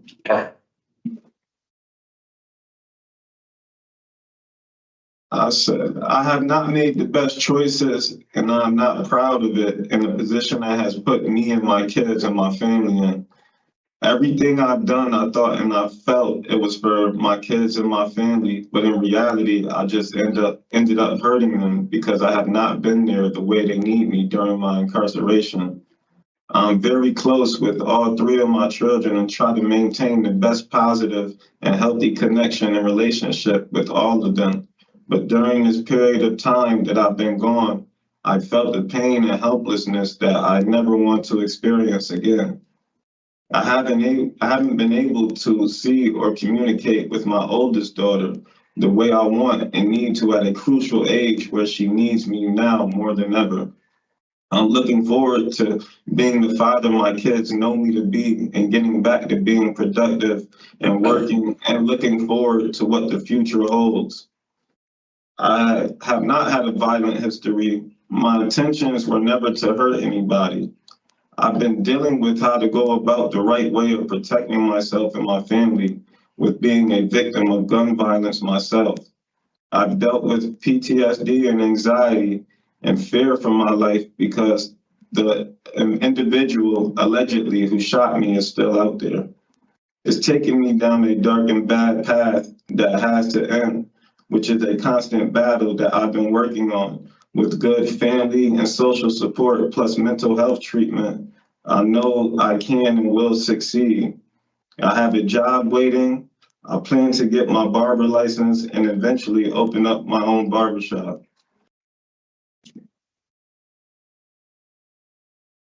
Thank you. Okay, Mr. Simpson, thank you for that opening statement. I was just looking up. So do you have to serve your federal sentence after this? No. No? Okay, you're all done with that. 2 years. Okay. Got it. Got it. Well, that probation will be served after that. All right, so we're going to ask you some questions now, Mr. Simpson, and then we'll make a decision about your parole at the end. Okay, Mr. Rodriguez? Thank you, Madam Chair. Yeah, Mr. Simpson, so we understand that, people miss their families and miss their kids, and, it's very challenging for families when somebody's put away like that, and you're not at home, so you can't be around. But for us, that's not necessarily a reason to find you suitable for release. So what we need really to hear from you is what changes have you made in your life? What programming have you done to be able to show us that it makes sense to release you today? I've I've been told, I'm just today before I came in here, that I will start my 2 programs that are on my OAP within the next week or 2. Great. I've been waiting. This, all I get back is you are on the waiting list. Every time I write constantly. I even wrote for other programs like such as life skills, stuff like I'm willing to take any program I can. It'll help me get out the cell and it'll help me better myself. So, But based on your history, it would seem to me that these programs that they offered for you for your OAP make sense for you. Right? You thought that would give you a way of thinking about your life differently and thinking about how you make choices differently. Right? And voices, which kind of talks to you about victims in the community and victims in your, like, you know, you said, you hurt your family, you know, all those people that could be victimized based on your behavior.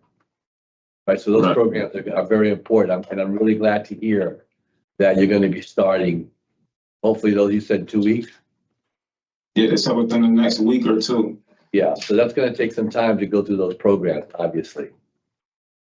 And I'm going to want to see that. I'm going to want to see that you've gone through those programs. Because it's hard for us to, you know, to find out your suitability if you don't have those programs. But, you know, let's talk a little bit about, like, you know, what are some of your plans when you decide when you're coming out?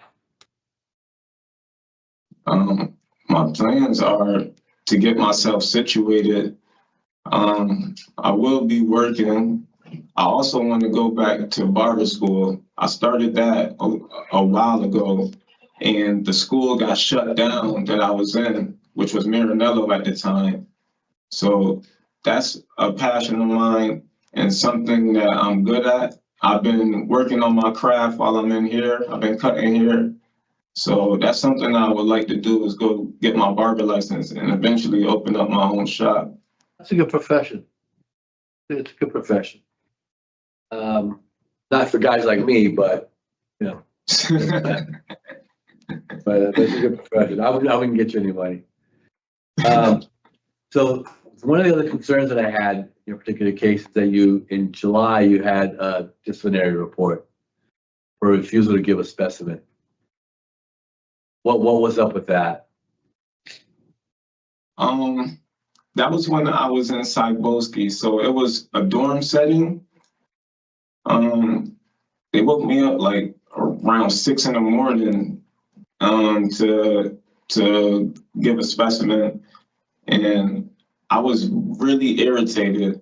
I felt like I was being not profiled in a way, but almost because there was a lot of traffic and motion in my cube, and I felt like I was being targeted at the time because I don't indulge in K2 or dues or Suboxone or any of that.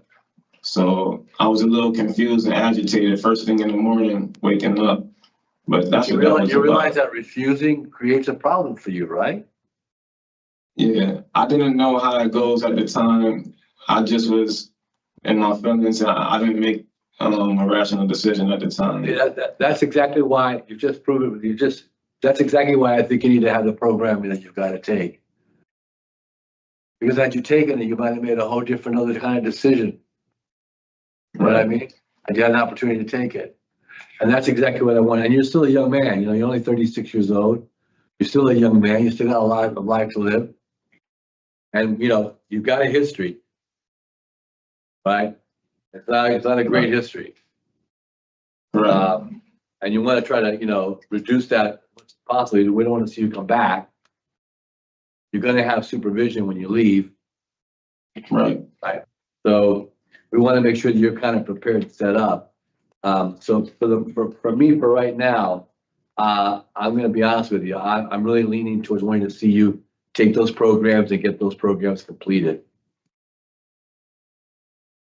I'd be willing to take any programs on the outside, like I was doing. So I was taking, I was in CRT, like I've completed Willard Clinic, like I've completed programs on the outside too. So, but I'm willing to take any programs. Good. I'm happy to hear that. And I appreciate you just listening to me this morning. It's still morning? Afternoon. This afternoon. But thank you for listening to me. I'm done. Thank you. Ms. Chance, I don't have any questions. I just have one question, Mr. Simpson. Why do you think selling drugs was right for your family? Okay, you mean that? I don't think it was right. But, you know, in your opening comments, that's what you were alluding to because you feel that it's the way that you could help your family. All right, let me expand on that. When I said that, I was talking about the controlling charge, which is possession of a firearm. Now, I've never had that charge until I was a victim of gun violence, right? So in 2016, I got shot.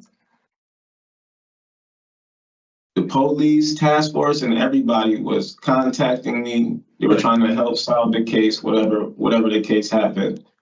I felt like I wasn't being protected. I didn't go about it the right way, but I felt like I didn't want that same situation to happen to me or anyone that I was close to. So that's what I was talking about. Okay. When I said I felt like I was trying to do the right thing for me and my family. So in April of 2012, you had a charge of weapon in a motor vehicle. Okay.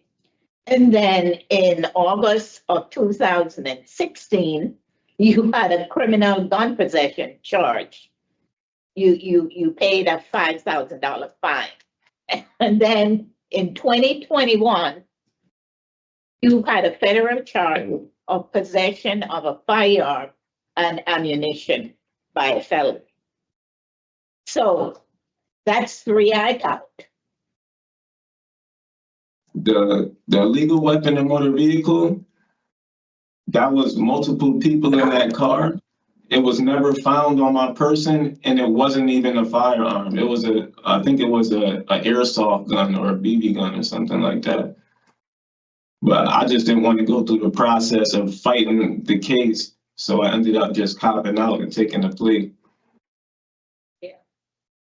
So you were selling fentanyl and crack cocaine, right?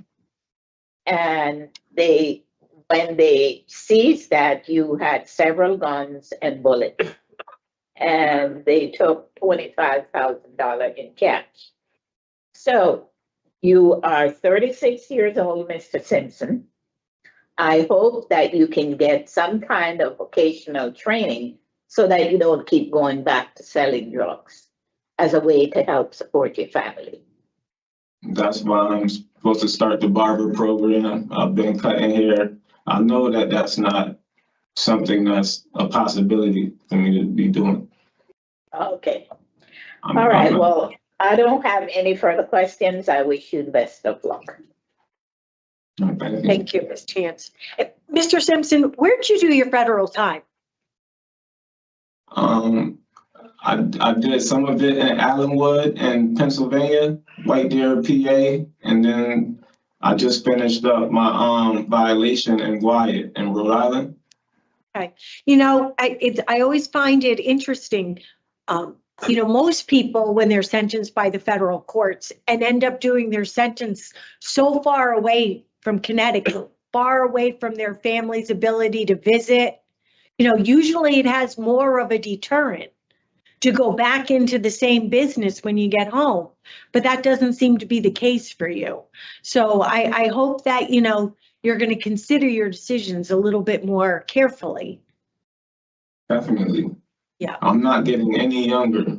I can't afford to go through this and put my family through this. When you talk about being away from your family and your children, you know, being across the country, serving your sentence it's not a good feeling. It's not a good thing at all. Yeah. All right, we're going to deliberate now. Mr. Rodriguez? Thank you, Madam Chair. Well, I did not find Mr. Simpson suitable for discussion today. I'm glad he's gotten the programs, which is a real positive thing. And in 2 weeks, he'll be able to take them, and I think he needs them.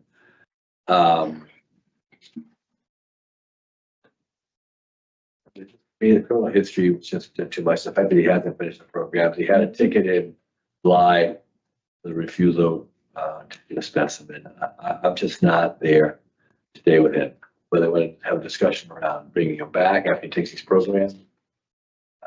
Would be up to you to see what you think. But it would be a consideration that would Yeah, give. I don't find Mr. Simpson suitable either. I am happy to hear that he's getting into some programs. I Yeah. think he can definitely use them, but I don't have Mr. Simpson coming back. Okay. Ms. Chance? No, I don't think. Okay, and reasons, Mr. Rodriguez? So I had criminal history, I had inadequate evidence of offense change, inadequate institutional program, probation, and for institutional adjustment. I guess we could add some probation, I guess, right? Current offense committed on Some federal probation. federal probation. I guess leave it at a history of the inadequate evidence of offender change and inadequate execution program. And yeah, and ours because they're pretty serious. Okay. In the matter of Michael Simpson, 357675, I make a motion to deny discretionary parole for the following reasons: criminal history, inadequate evidence of offender change, inadequate institutional program participation, and poor institutional adjustment. Do I have a second? All in favor? Aye. All right, Mr. Simpson, good luck with your programs and good luck. You don't have any supervision to follow this sentence other than your federal term. So best of luck to you in the community. So what happens now? You do your programs and finish your sentence. So I don't get it. I don't come back and see you guys. No, you're not. All right, good luck to you. This concludes the hearing from Michael Simpson, 357-675. You will receive all this in writing. Okay, Mr. Simpson, good luck to you. Thank you.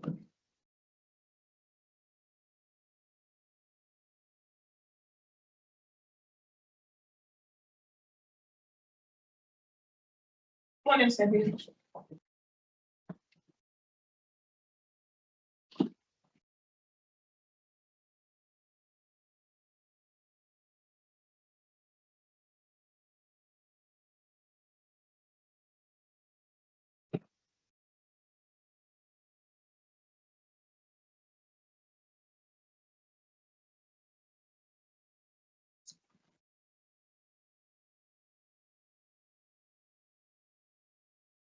Hi, good afternoon, sir. How are you? All right. Good afternoon. Announce your name for us again. Wonderful stepping. Okay, Stephanie. All right, give us a moment, okay? Madam Chair, Excuse me. All set, thank you. we're about to begin. Excuse me. We're going to begin now. Can you hear? Yes. You can. Okay, so we're going to begin the hearing now. The parole officer is going to Okay. ask you some questions. All right. Good afternoon. My name is Parole Officer Smelly. Today's Friday, November 21st, 2025, and this is a hearing of the Connecticut Board of Pardons and Parole. The following board members are present this afternoon, and by stating their names on the record, certify they have reviewed all statutorily required documents and available pertinent information in preparation of this hearing. Madam Chair. Thank you. Deborah Smith Palmieri. Panel Member Rodriguez. Joy Chance, Please state your name and inmate number for the record, sir. is this? Mr. Steppen, we're talking to you. What is of stepping 14178? Great. This hearing is being conducted in consideration of the parole application for Wild Dog Steppen 140178. He is serving a sentence of 18 years jail, minimum of 10 years for home invasion and carrying a pistol without a permit. As of today, records reflect a parole eligibility date of April 24th, 2026 at 85%. There's no victim input in this case. There is an offender accountability plan for the offender. It has been reviewed and showed he has not completed any of his original recommended OAP programs and remains on the wait list for anger management, voices, good intentions, bad choices, Tier 4 alternative to violence, and he also has an OAP revision to add education and vocational referral added to his programs. Utilizing the statewide collaborative offender risk evaluation system, the offender overall score falls within the moderate range of risk for recidivism. Mr. Stephan, this is your opportunity to express to the board why you believe you should be granted parole, sir. You may begin. I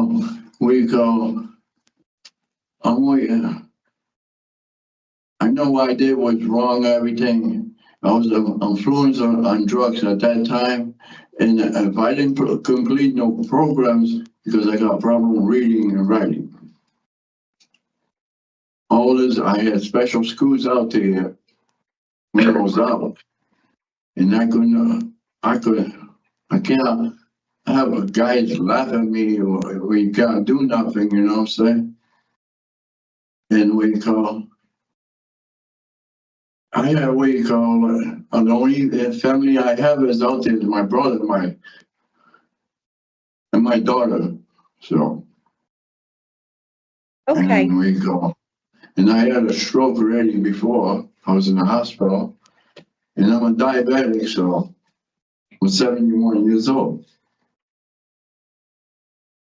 All right, Mr. Stipend, thank you for that. So we're going to ask you some questions, and I'm going to begin with the questions this morning. So now you've been incarcerated since 2011. You haven't, I hear why you say you didn't do any programs, but why wouldn't you just sit in the group and hear what's being said? Because we have a lot of individuals that come before us that struggle with reading and writing and they speak most times a different language. Yes. Well, the only thing I would have been doing is working every day. I'm in a TMN, I've been every jail I've been as a TMN. So over here, I work almost a whole day. Okay. All right. So did any of the counselors ever say to you, Mr. Stephen, how about doing a drug treatment program or the Voices program? Yes, over here, the Voices program with Tier 4, they asked me, I told them no. You told them no? Yes. So. Okay. And you know that coming before the parole board with your charges and not having done any and your charges that you admit were done under the influence of drugs, not doing any programs, puts us in a very, very difficult position to determine that you're okay to go out to the community. I would never do no more drugs. Yeah. You know, you've been in jail for a long time, since, like I said, 2011. You're in on a home invasion and possession of a pistol without a permit. So back when you did this home invasion, why would you break into that house? You had some relationship with the house. You knew it. Yeah, I did some work with the guy I used to work with. He knew the people and I knew them too. I don't know why I did it, but I used to do what we used to bring the oil and bring the furnaces, clean it out, everything. I used to do maintenance, everything. I don't know why I did it, but I couldn't tell you. You know, so I know I'm sorry for what I did. Yeah, I did see that, you know, when you were sentenced, you expressed remorse. And, you know, you have said you were sorry and that you were high on pills at the time. So when I look at your criminal history, your last conviction, serious conviction, was in 1992 for a criminal attempt robbery 1 and a criminal attempt assault 1.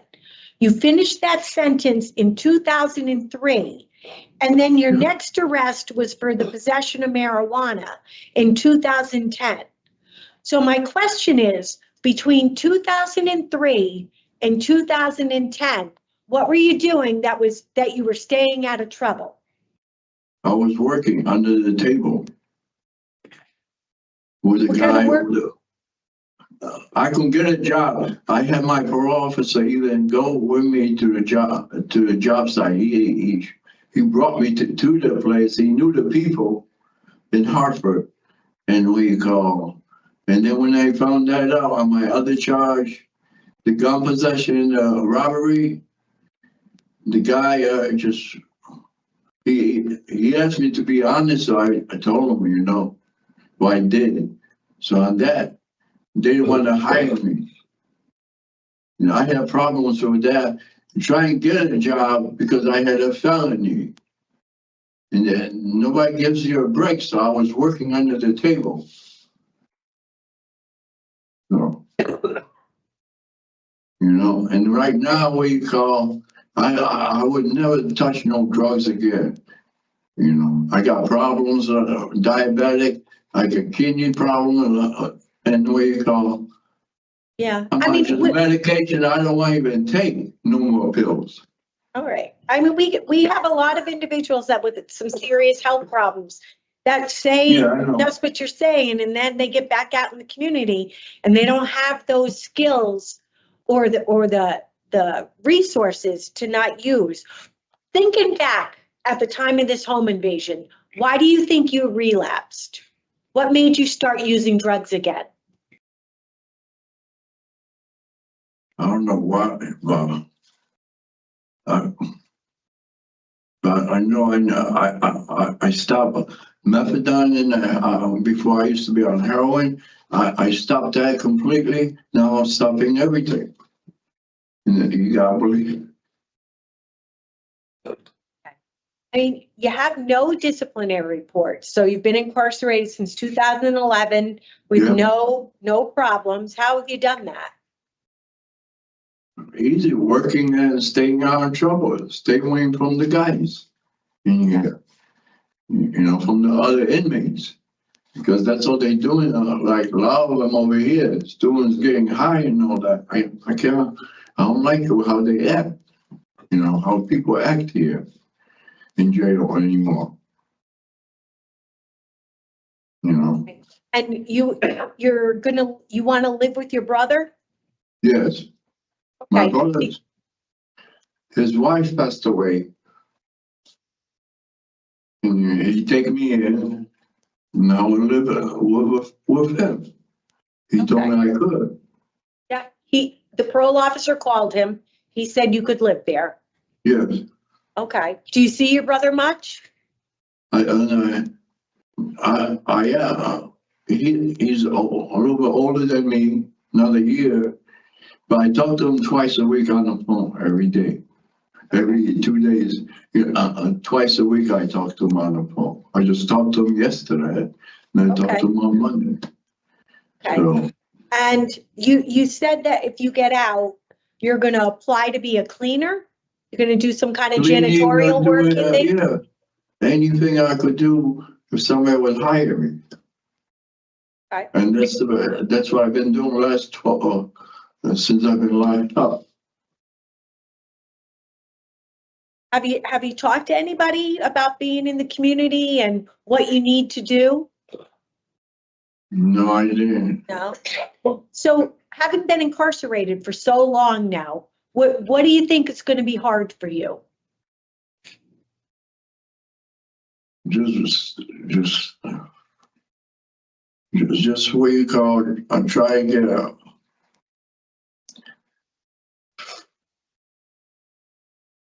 My brother's gonna help me a lot about what you call with the social security and all that, everything like that.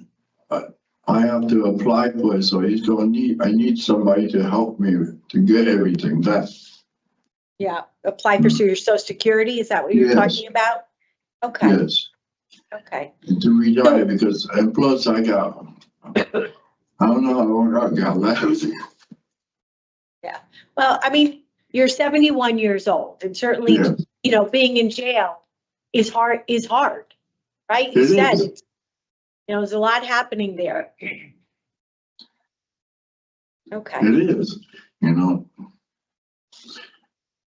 right, The only ones I talk to is more like his staff. you know, so.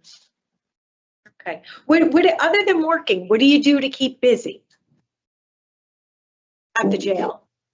Oh, I go rent, walk around, just to keep myself busy, keep my that's how I keep my low sugar down, try it. And wake up and stay in the cell. And, you know, watch TV. So, Okay.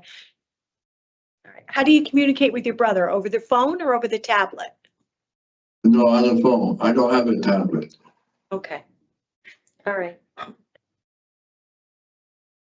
Have you thought about when you're in the community, maybe about possibly participating in like AA meetings or NA meetings? Have you ever done that? Yeah, I used to do that, but I could do that too.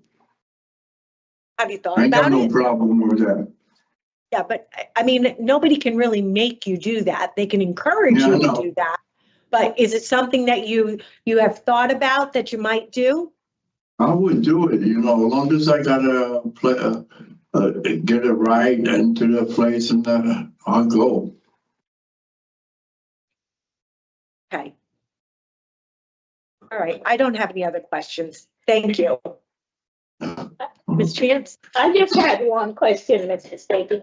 No, you said you have an adult daughter and you don't keep in touch with her.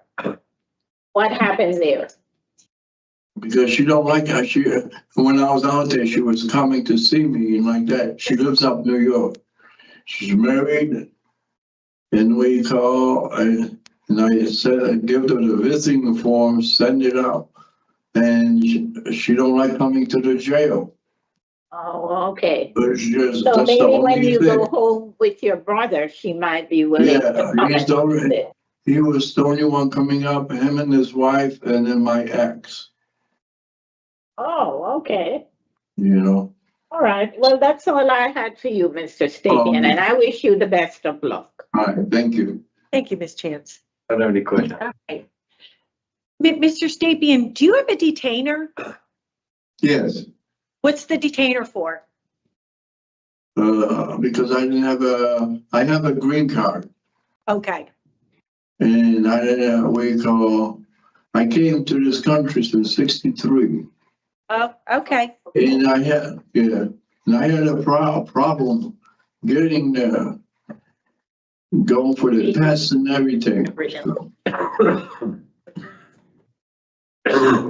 Yeah. All right, Mr. Stapien, I just wanted to confirm that I just was looking at that. Okay. All right, so we're done with our questions. We're gonna talk about your case now and give you our decision in just a few minutes. So just be patient, okay? Yeah, and I don't have no family in Poland, so I don't know why I try to tell them. Well, that's not a matter for us today. That's a different matter. Okay? So we're not gonna really talk about that today. All right, thank you.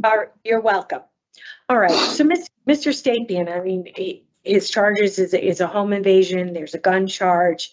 It certainly has a criminal history that is of a concern to us. He had a robbery conviction back in 1998. However, I'm sorry, 1992. He has been incarcerated for 16 years now. No disciplinary reports. He's 71 years old. He scores moderate for risk to recidivate. You know, I guess I just don't like that he hasn't done any programs, but I'm not sure that is going to change going forward either. It won't. He has been working, has been doing, it seems to be, the best he can. So for today, I would like to grant Mr. Stapien discretionary parole. All right, so we'll set conditions. We have to do now we have to release to his ICE detainer.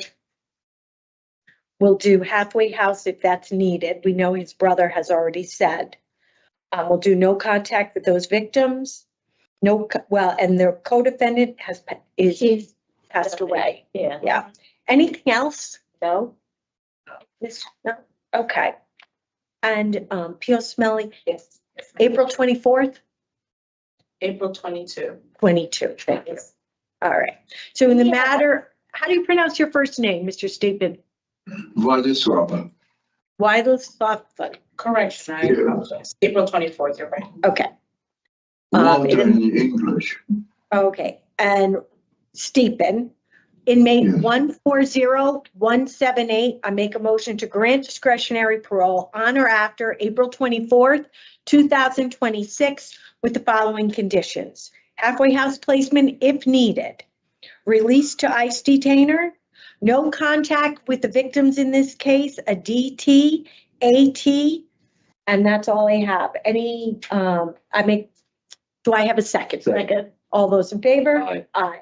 All right, Mr. Stapin, we wish you the best of luck. We've granted you parole, so you'll have to work out the other stuff. All right, thank you. All right, best of luck to you. This concludes the hearing for Wiseman Stephen 140178. You're gonna receive all this in writing, okay? Yeah. Talk to your unit counselor more about it. They'll explain more to you in details.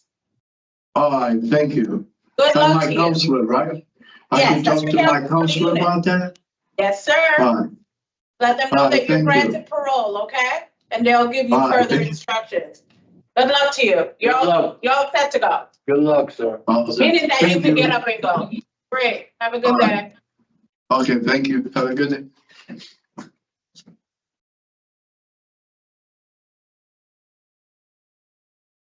You just have to see this, shut them off, okay?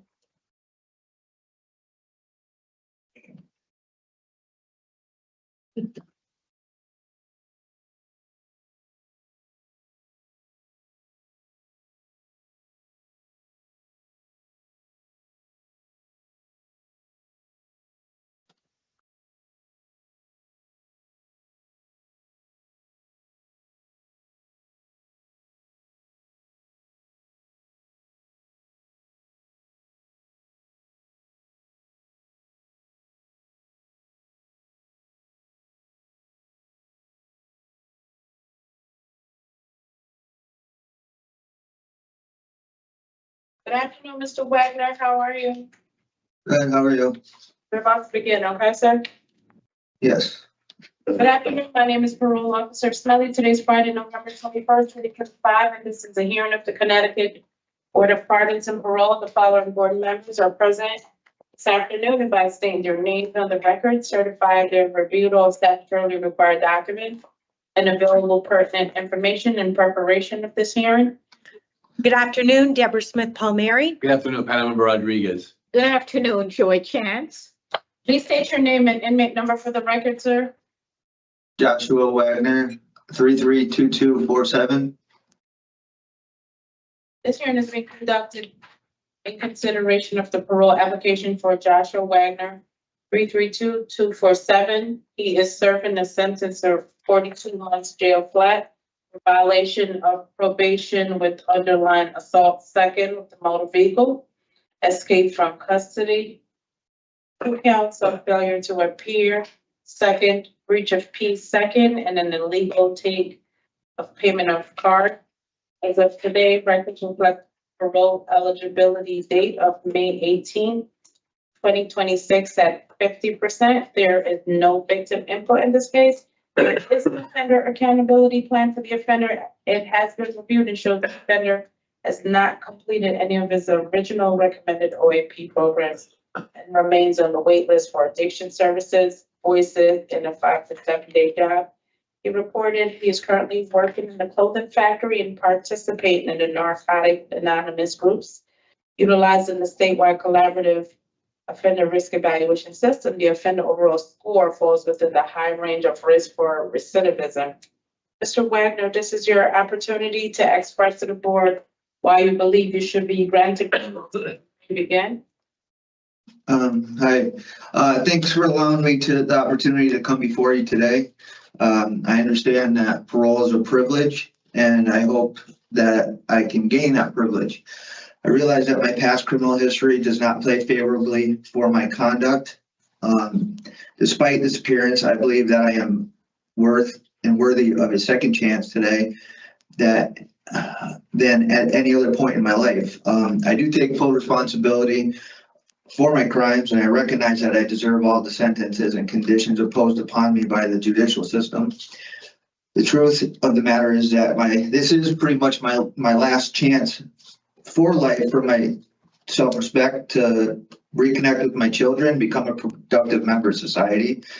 Working in the clothing factory here at Osborne and attending weekly Jewish services provides me with a feeling of self-worth I've missed for a long time. When I said that this is my last chance, I literally mean this is my last chance. I have severe life-threatening medical conditions. I've had 2 open heart surgeries in the past year, replacing my heart valve. I have a pacemaker. The heart valve will be replaced every 7 years. So that's pretty much, I have to stay clean for that. I attend NA meetings. I read a lot of self-help books. I draw, do painting in my spare time. I have great connections in the community. My father, my aunt, my supporting rabbi in synagogue offers me reentry help along with a group called the Olive Organization that I'm very involved and active with. I intend to maintain my sobriety when I get out by continuing with my NA and AA meetings, as well as any conditions opposed by probation or any groups and outpatient programming or inpatient programming that may be recommended for me. When I get out for my housing, I have to reapply for Social Security disability because of my heart conditions and whatever recommendations that the doctor and my cardiologist have recommended for me, as well as housing. And I'd like to attend school and go back to school for something that would be a little less physical for me to do for work, so I don't have to be completely reliant on Social Security disability, if possible. And I have just no excuse for my past behavior in these last few arrests that I've had, and trying to do everything I can to make sure that I don't come back. Okay, Mr. Wagner, thank you very much for your opening remarks. We'll ask you some questions this afternoon. At the end of the questionings, we'll deliberate and give you our decision. Panel member Chance will begin with the questions. So, Mr. Wagner. Yes. You were on probation for assault second degree with a motor vehicle, and then you committed other offenses. You said you were under the influence of drugs and said that was the cause of your convictions. What kind of drugs were you taking? I was addicted to cocaine and opiates.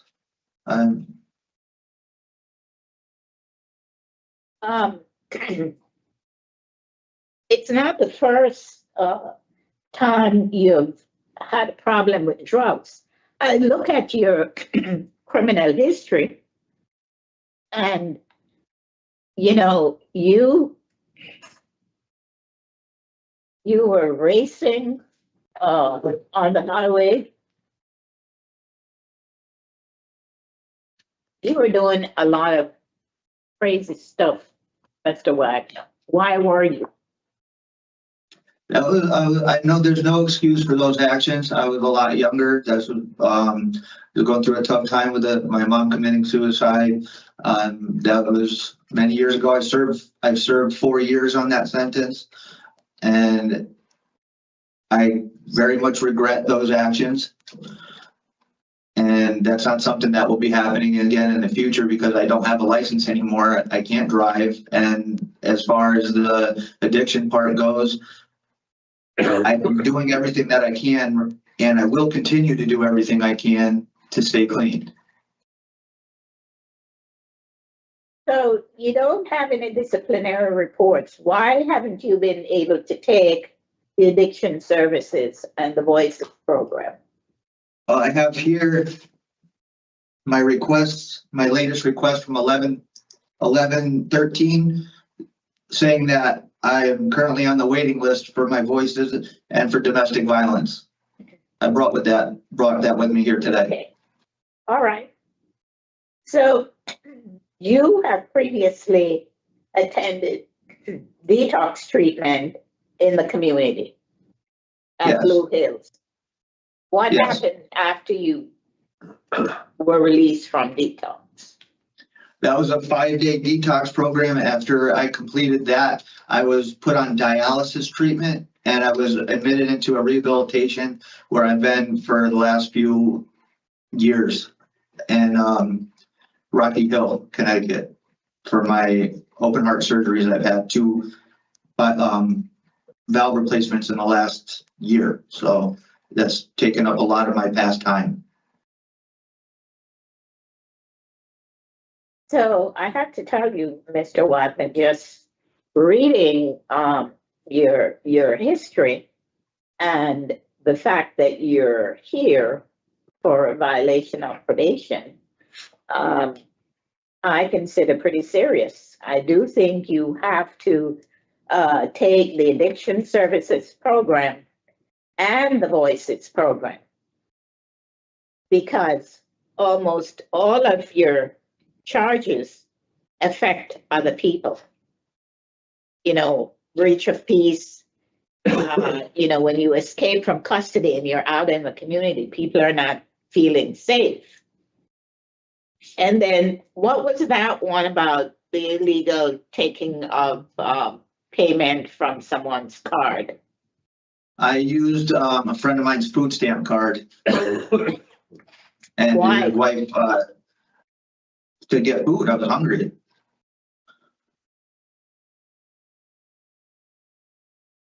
Were you working at any time at all, Mr. Wagner?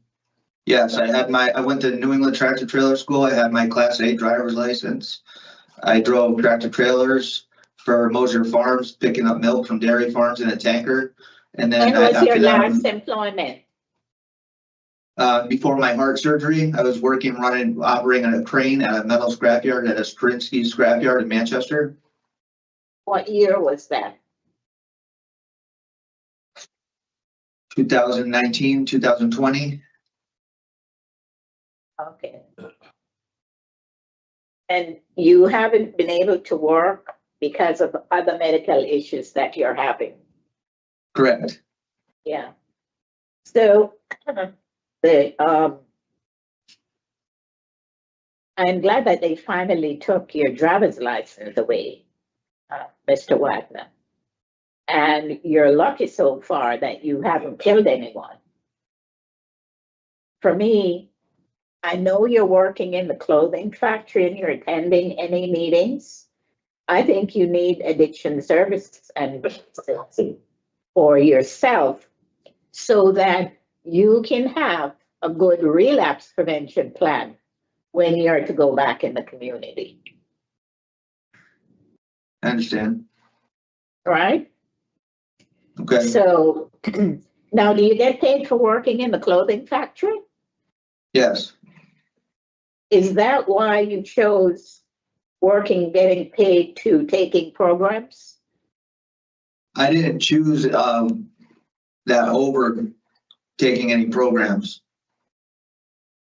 I've applied several times. I've applied every week. I've written to them all the programs, and every time they send me back these requests that I have here, stating that I'm currently on the wait list and it will be available to me upon the time that my name comes up on their wait list.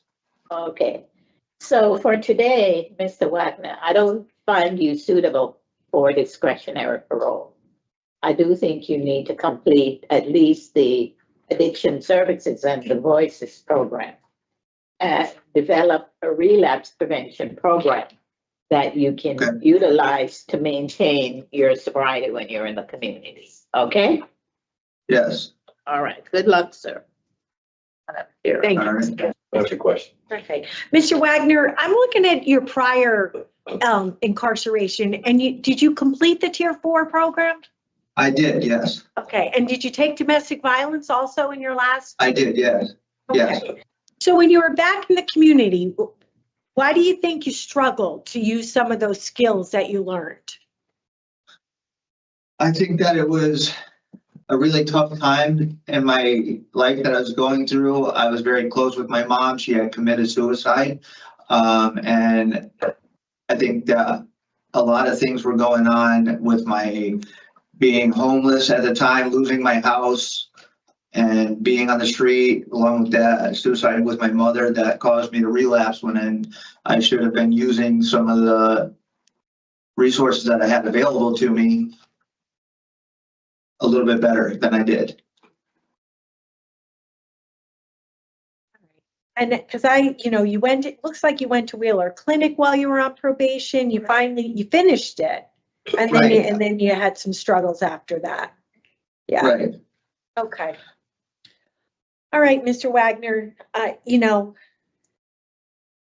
have to agree with Ms. Chance in that really your best opportunity for yourself, for your own personal medical needs, and for the safety of the community. Some programming prior to release would probably be incredibly helpful.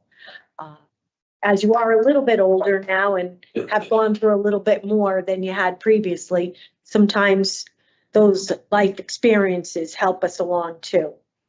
All right. All right. So we're done with questions, so we'll deliberate now. Okay, thank you. So, Mr. Wagner has a 15-year criminal history, and a lot of it has to do with breach of peace, violation of protected order, reckless driving, racing, illegal operating under the influence, reckless endangerment, assault second. Those are all very, very concerning charges. And so I would like to see Mr. Wagner complete his OAP programs. I do not find him suitable today because, and I did not notice when he previously attended Wheeler Clinic and completed, he did not follow through. But it's the same thing that he did when he was in the detox blues program and did not follow through after. So I don't find him suitable today. Okay, Mr. Rodriguez. I'm basically in the same place, Madam Chair. I think he needs to finish his programming. As you said earlier, I think that will help him at some point to maybe hopefully put his life together. Yeah. Any thoughts on a rehear in a year? He'd be able to complete all those programs. He is disciplined. He has no disciplinary reports. I mean, just score high, but he has no community supervision to follow. So it could be to his benefit to do the programs, come back. His end of sentence not for 2 more years from now. He also previously completed Tier 4 and DV. He went back out and, committed all those other offenses. So it's one of the reasons why I didn't do a rehear. But if you have a better offer on the table as to why we should, well, I would be willing to consider it. And he does talk about the death of his mother. He's got these medical issues now that are different. If he can remain disciplinary, he's been incarcerated now for a bit with no DRs. If he can remain DR free, I think because he does score high for risk to recidivate, which could be a benefit for community supervision for the public safety also, to give him an opportunity to non-parole. I think I could consider this. Go ahead. Okay. 1 year? 1 year. Yeah. So in the matter of Joshua Wagner, 332247, I make a motion to deny discretionary parole for the following reasons. Inadequate evidence of inadequate institutional program participation, current offense committed while on probation, and criminal history or nature and circumstance? I had those checked, Okay. but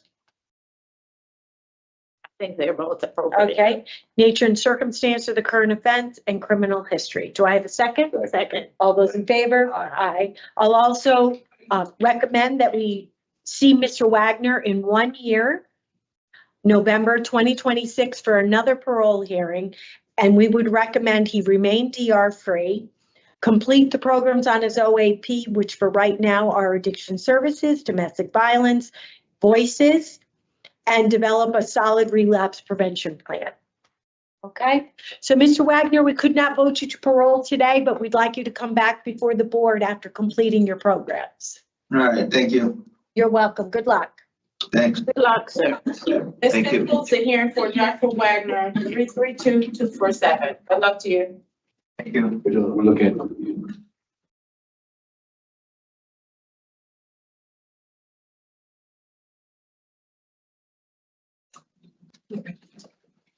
You're welcome.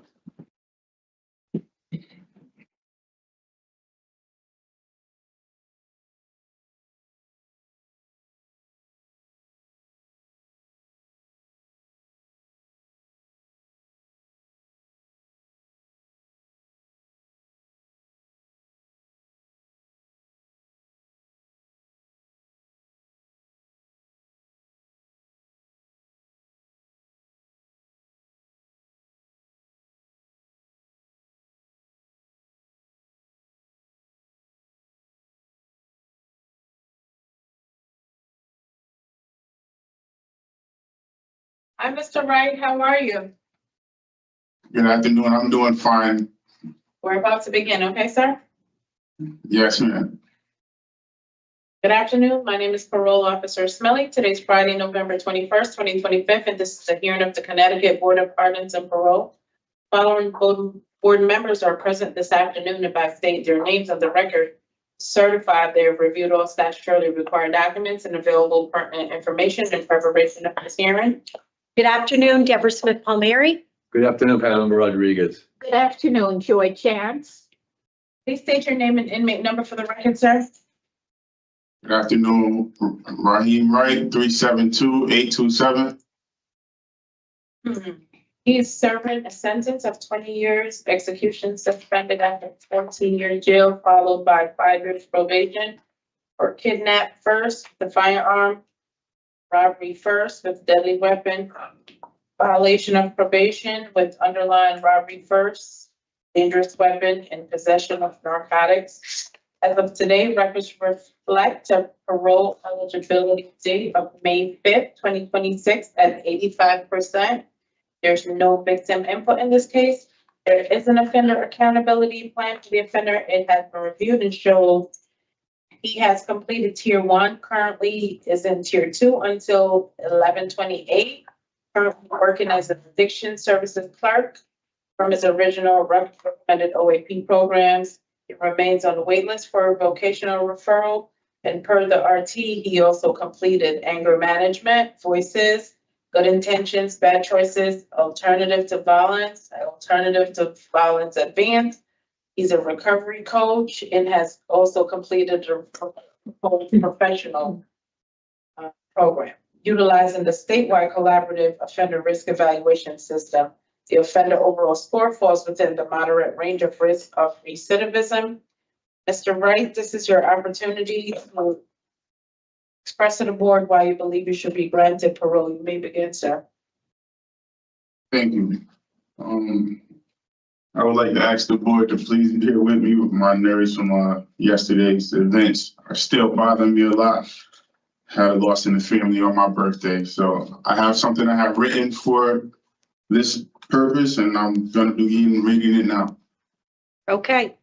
Good afternoon. I would like to start by thanking the entire board of parole for allowing me to attend this afternoon's hearing. Also, I would like to take the time to apologize to the victims in hopes to make amends for some of the damage I may have caused. I think of you all daily, wishing I can simply apologize for my actions.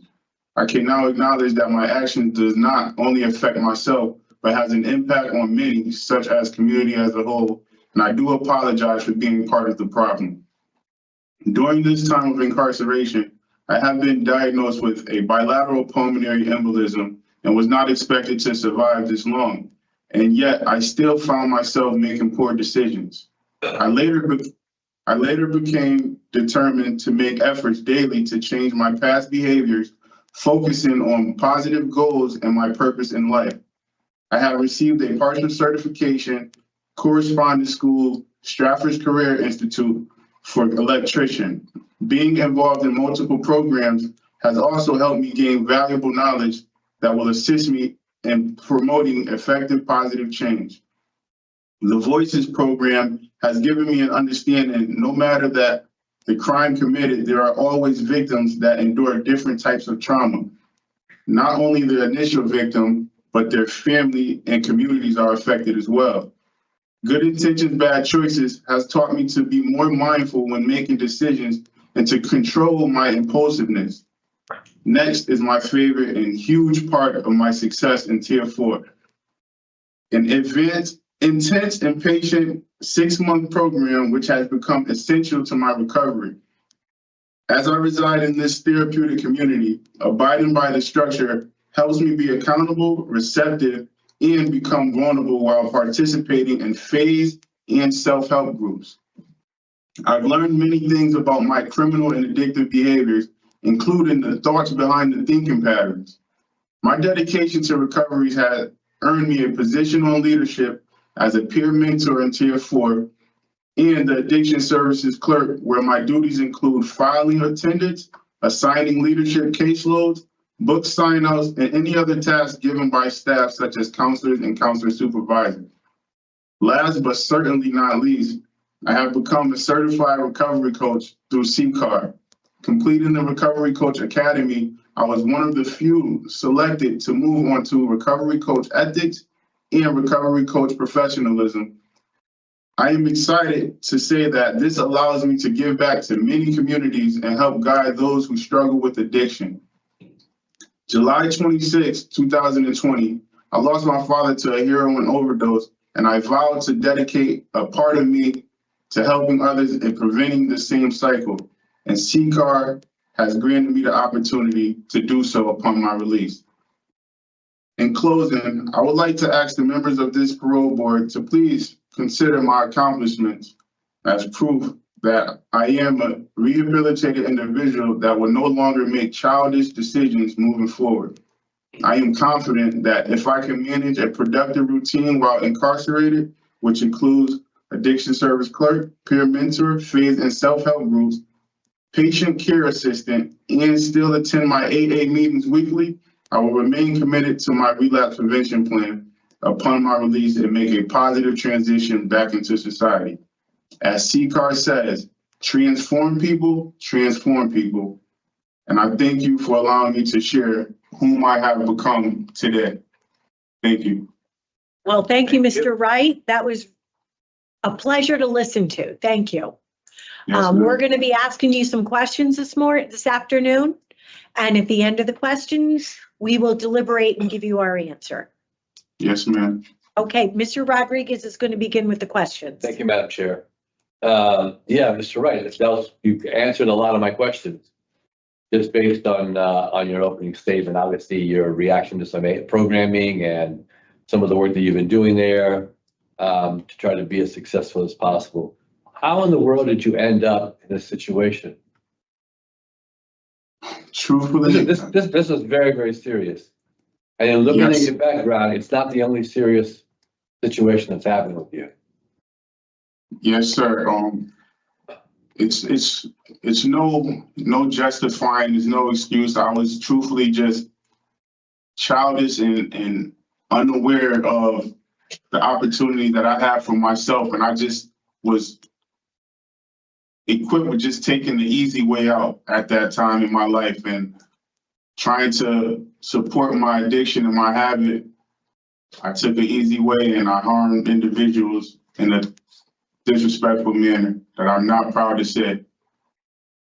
Yeah, because this was very, I can't even imagine how that person felt. Correct. When you broke into that car, got into that car. Yeah. I can't imagine. So listen, so when did you start making this change? Because I do see some disciplinary reports. And one, not too long ago, about a little over a year, in September of 24. So when did you start making this real change? I truthfully zoned in on this change, as you said, September 24, when I committed myself to not even putting myself in certain environments and predicaments. I wanted to start changing about, I say, 2020 when I lost my father. However, I still did not know how to take the correct steps because I was caught in my ways and in my environment of how I would be perceived and things of that nature. So I was still in a childish manner and mindset up until 14 months ago when my sobriety began of September 5th of 2024.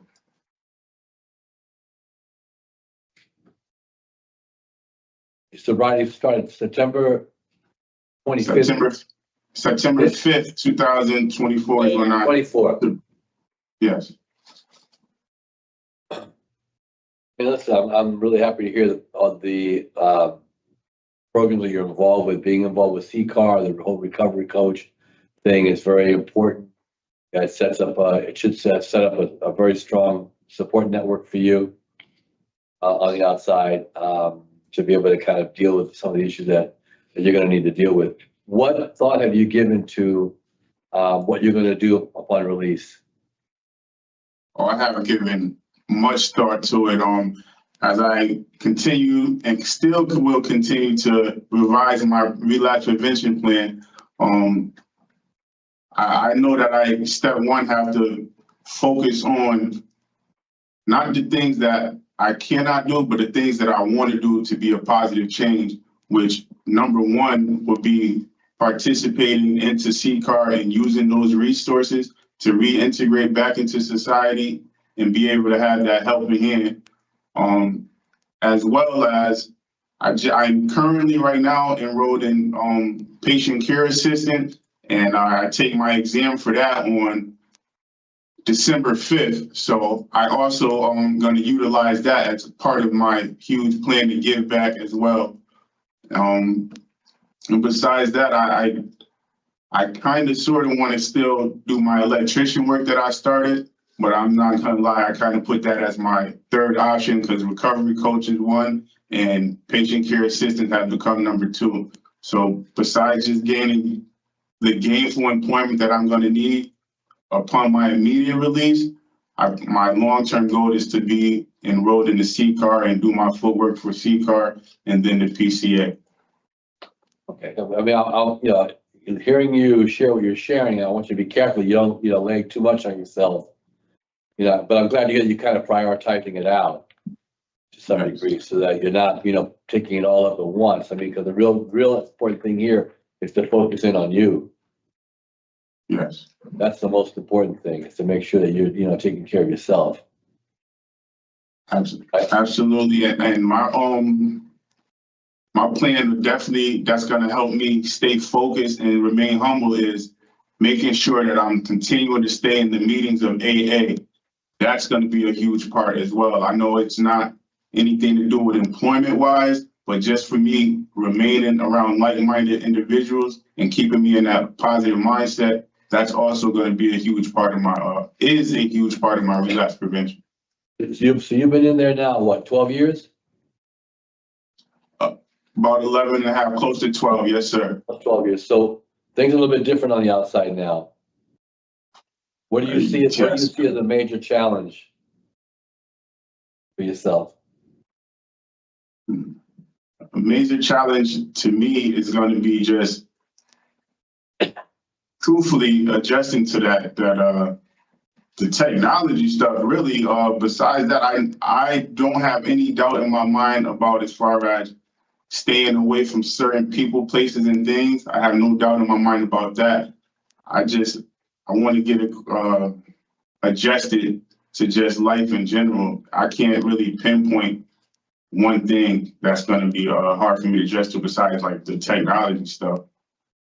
Well, it is very different now. I mean, phones can do all kinds of things. Yes, sir. Things are very different now. It is going to be very different for you on the outside. Yeah, as my son tells me, he says, it's no more of that old school stuff, and he's gonna have to show me everything. My 12-year-old son, he tells me daily about that. He probably will know. He probably will know. Yes. Yeah. What about your support system separate from your recovery network system, your regular support system? Tell me a little bit about that.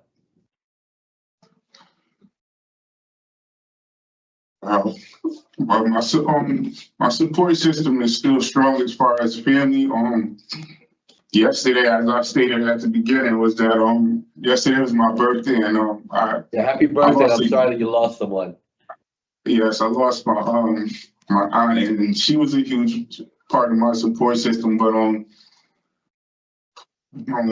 my mother, I have individuals that's in Bridgeport that's gonna align me with the fatherhood program on the outside, that they're willing to assist me and walk me step by step. But besides, like you said, besides the recovery coach, the C-card stuff, my support system mainly lies on my mother, my grandmother, and my immediate family, truthfully. Okay. So you've answered a lot of my questions already in your opening statement. I mean, I'm really happy to hear the work that you've put into yourself and the work that you've put into the programming that you've taken. The Tier 4, I think, was probably very important for you. And some of the other alternatives to violence, some of the other things that you've taken that have been very important in these situations, and we're very connected to the ways that the history that you've had. Yes, sir. And hopefully they'll have impacted you in such a way that you've been able to find ways of dealing with outside stresses and the things that you're going to have to deal with when you are released. Yes, sir. I don't have any additional questions for you, but thank you for answering my questions. And listen, the best of luck to you. Really, you've done some good work. Thank you, Mr. Rodriguez. So, Mr. Wright, we did get a letter of support from your girlfriend, Miss Small. Oh, yes, that's my son's mother. Son's mother. All right. Yes. She's also the victim of your case. Yes. Yeah. Okay. Sounds like I heard you talk about your son. I'm gonna speculate the letter from her. So you've made amends with them as well. Yes. Yes, ma'am. Okay. Excellent. Nicely done. I had my one question is, when the parole officer asked you what would be a high risk situation for you in the community, you said putting others before yourself. Give me an example of what you need to be on the lookout for.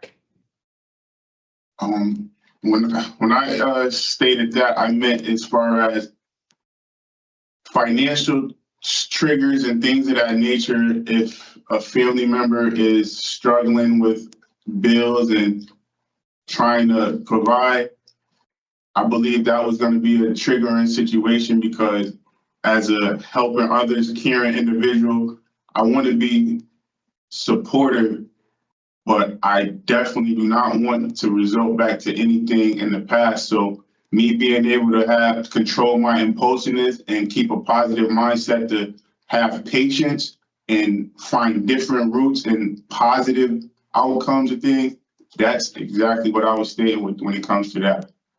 Okay. And I think that's a real risk, right? We all want to help our families when they're struggling. And, yes, especially if they appear desperate, right? Yes, ma'am.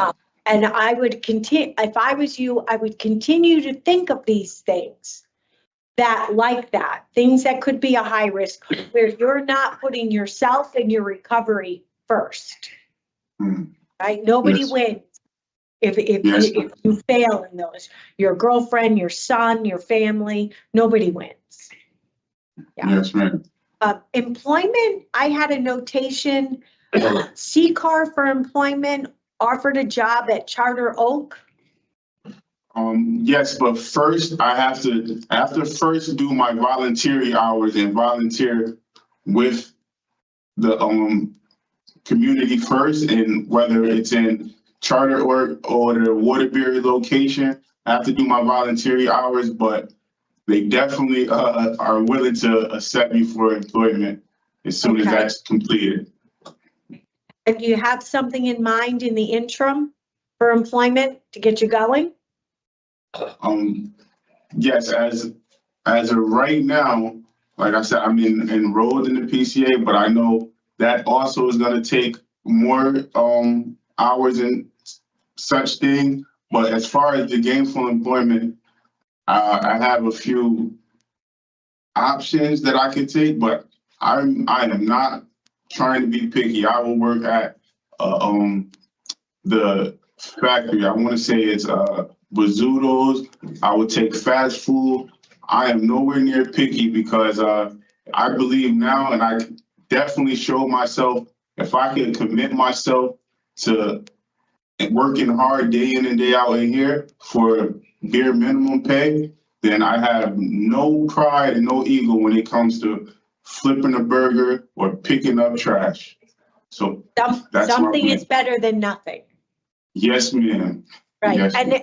And speaking of your employment while you've been incarcerated, so we did get copies of all your evaluations from work. Your work in the commissary were all excellent. There was comments that you had a positive attitude, efficient, organized, you're a great asset. During the COVID, you did COVID cleaning. You had good work as a dorm janitor, good work ethic. Those are all skills as a panel we would hope you would carry forward into any employment opportunities in the community because you'll grow from that. Yes, ma'am. All right. Yes, ma'am. Thank you for that. Yeah, best of luck, Mr. Wright. Ms. Chance? Mr. Wright, so you became a recovery coach during your incarceration. Yes, ma'am. Was it DOC staff that did the training? DOC staff did the Recovery Coach Academy, which is the first phase of the Recovery Coach. But then for Recovery Coach Ethics and Recovery Coach Professionalism, the CCAR Recovery Coach from their organization comes in and she facilitates that. And how long is that? The second part. For ethics is approximately 5 to 6 weeks, and professionalism is also approximately an additional 5 to 6 weeks. You did all of those. It was like 10 modules or something you had to do. Yeah. Yes, ma'am. Okay. Well, Mr. Wright, you've certainly done well for yourself. These are very, very serious charges that you have. I appreciate the fact that you're turning your life around and is making an effort for when you go back in the community. The one thing that I would ask you to be cautious about is putting your time in for everyone and not spending some time for yourself. Yes, But ma'am. you always have to remember, you have to take care of you first before you can take care of others. Yes, ma'am. Thank you. All right, Mr. Wright. Well, good luck. Thank you. Thank you, Ms. Chance. So, Mr. Wright, we're all done with our questions. We will deliberate and give you our decision in just a few minutes. Mr. Rodriguez. Thank you. These were very serious charges. And he has a serious history as well, besides the charges. It's an offenses. However, listening to him today, it seems to me that he's utilized the program that he's taken. He's taken quite a bit of programming. He responded in his opening statement by sharing with us what he learned from those programs and what he got from those programs, what he picked up from those that will help him understand the issue of victimization and victims. He's taken it to 4, which it sounds like he's very seriously.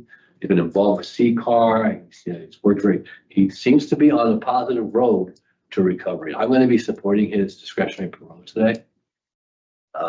Hoping that, that he continues along this path and he listens to our advice and just focuses on himself, to get himself together.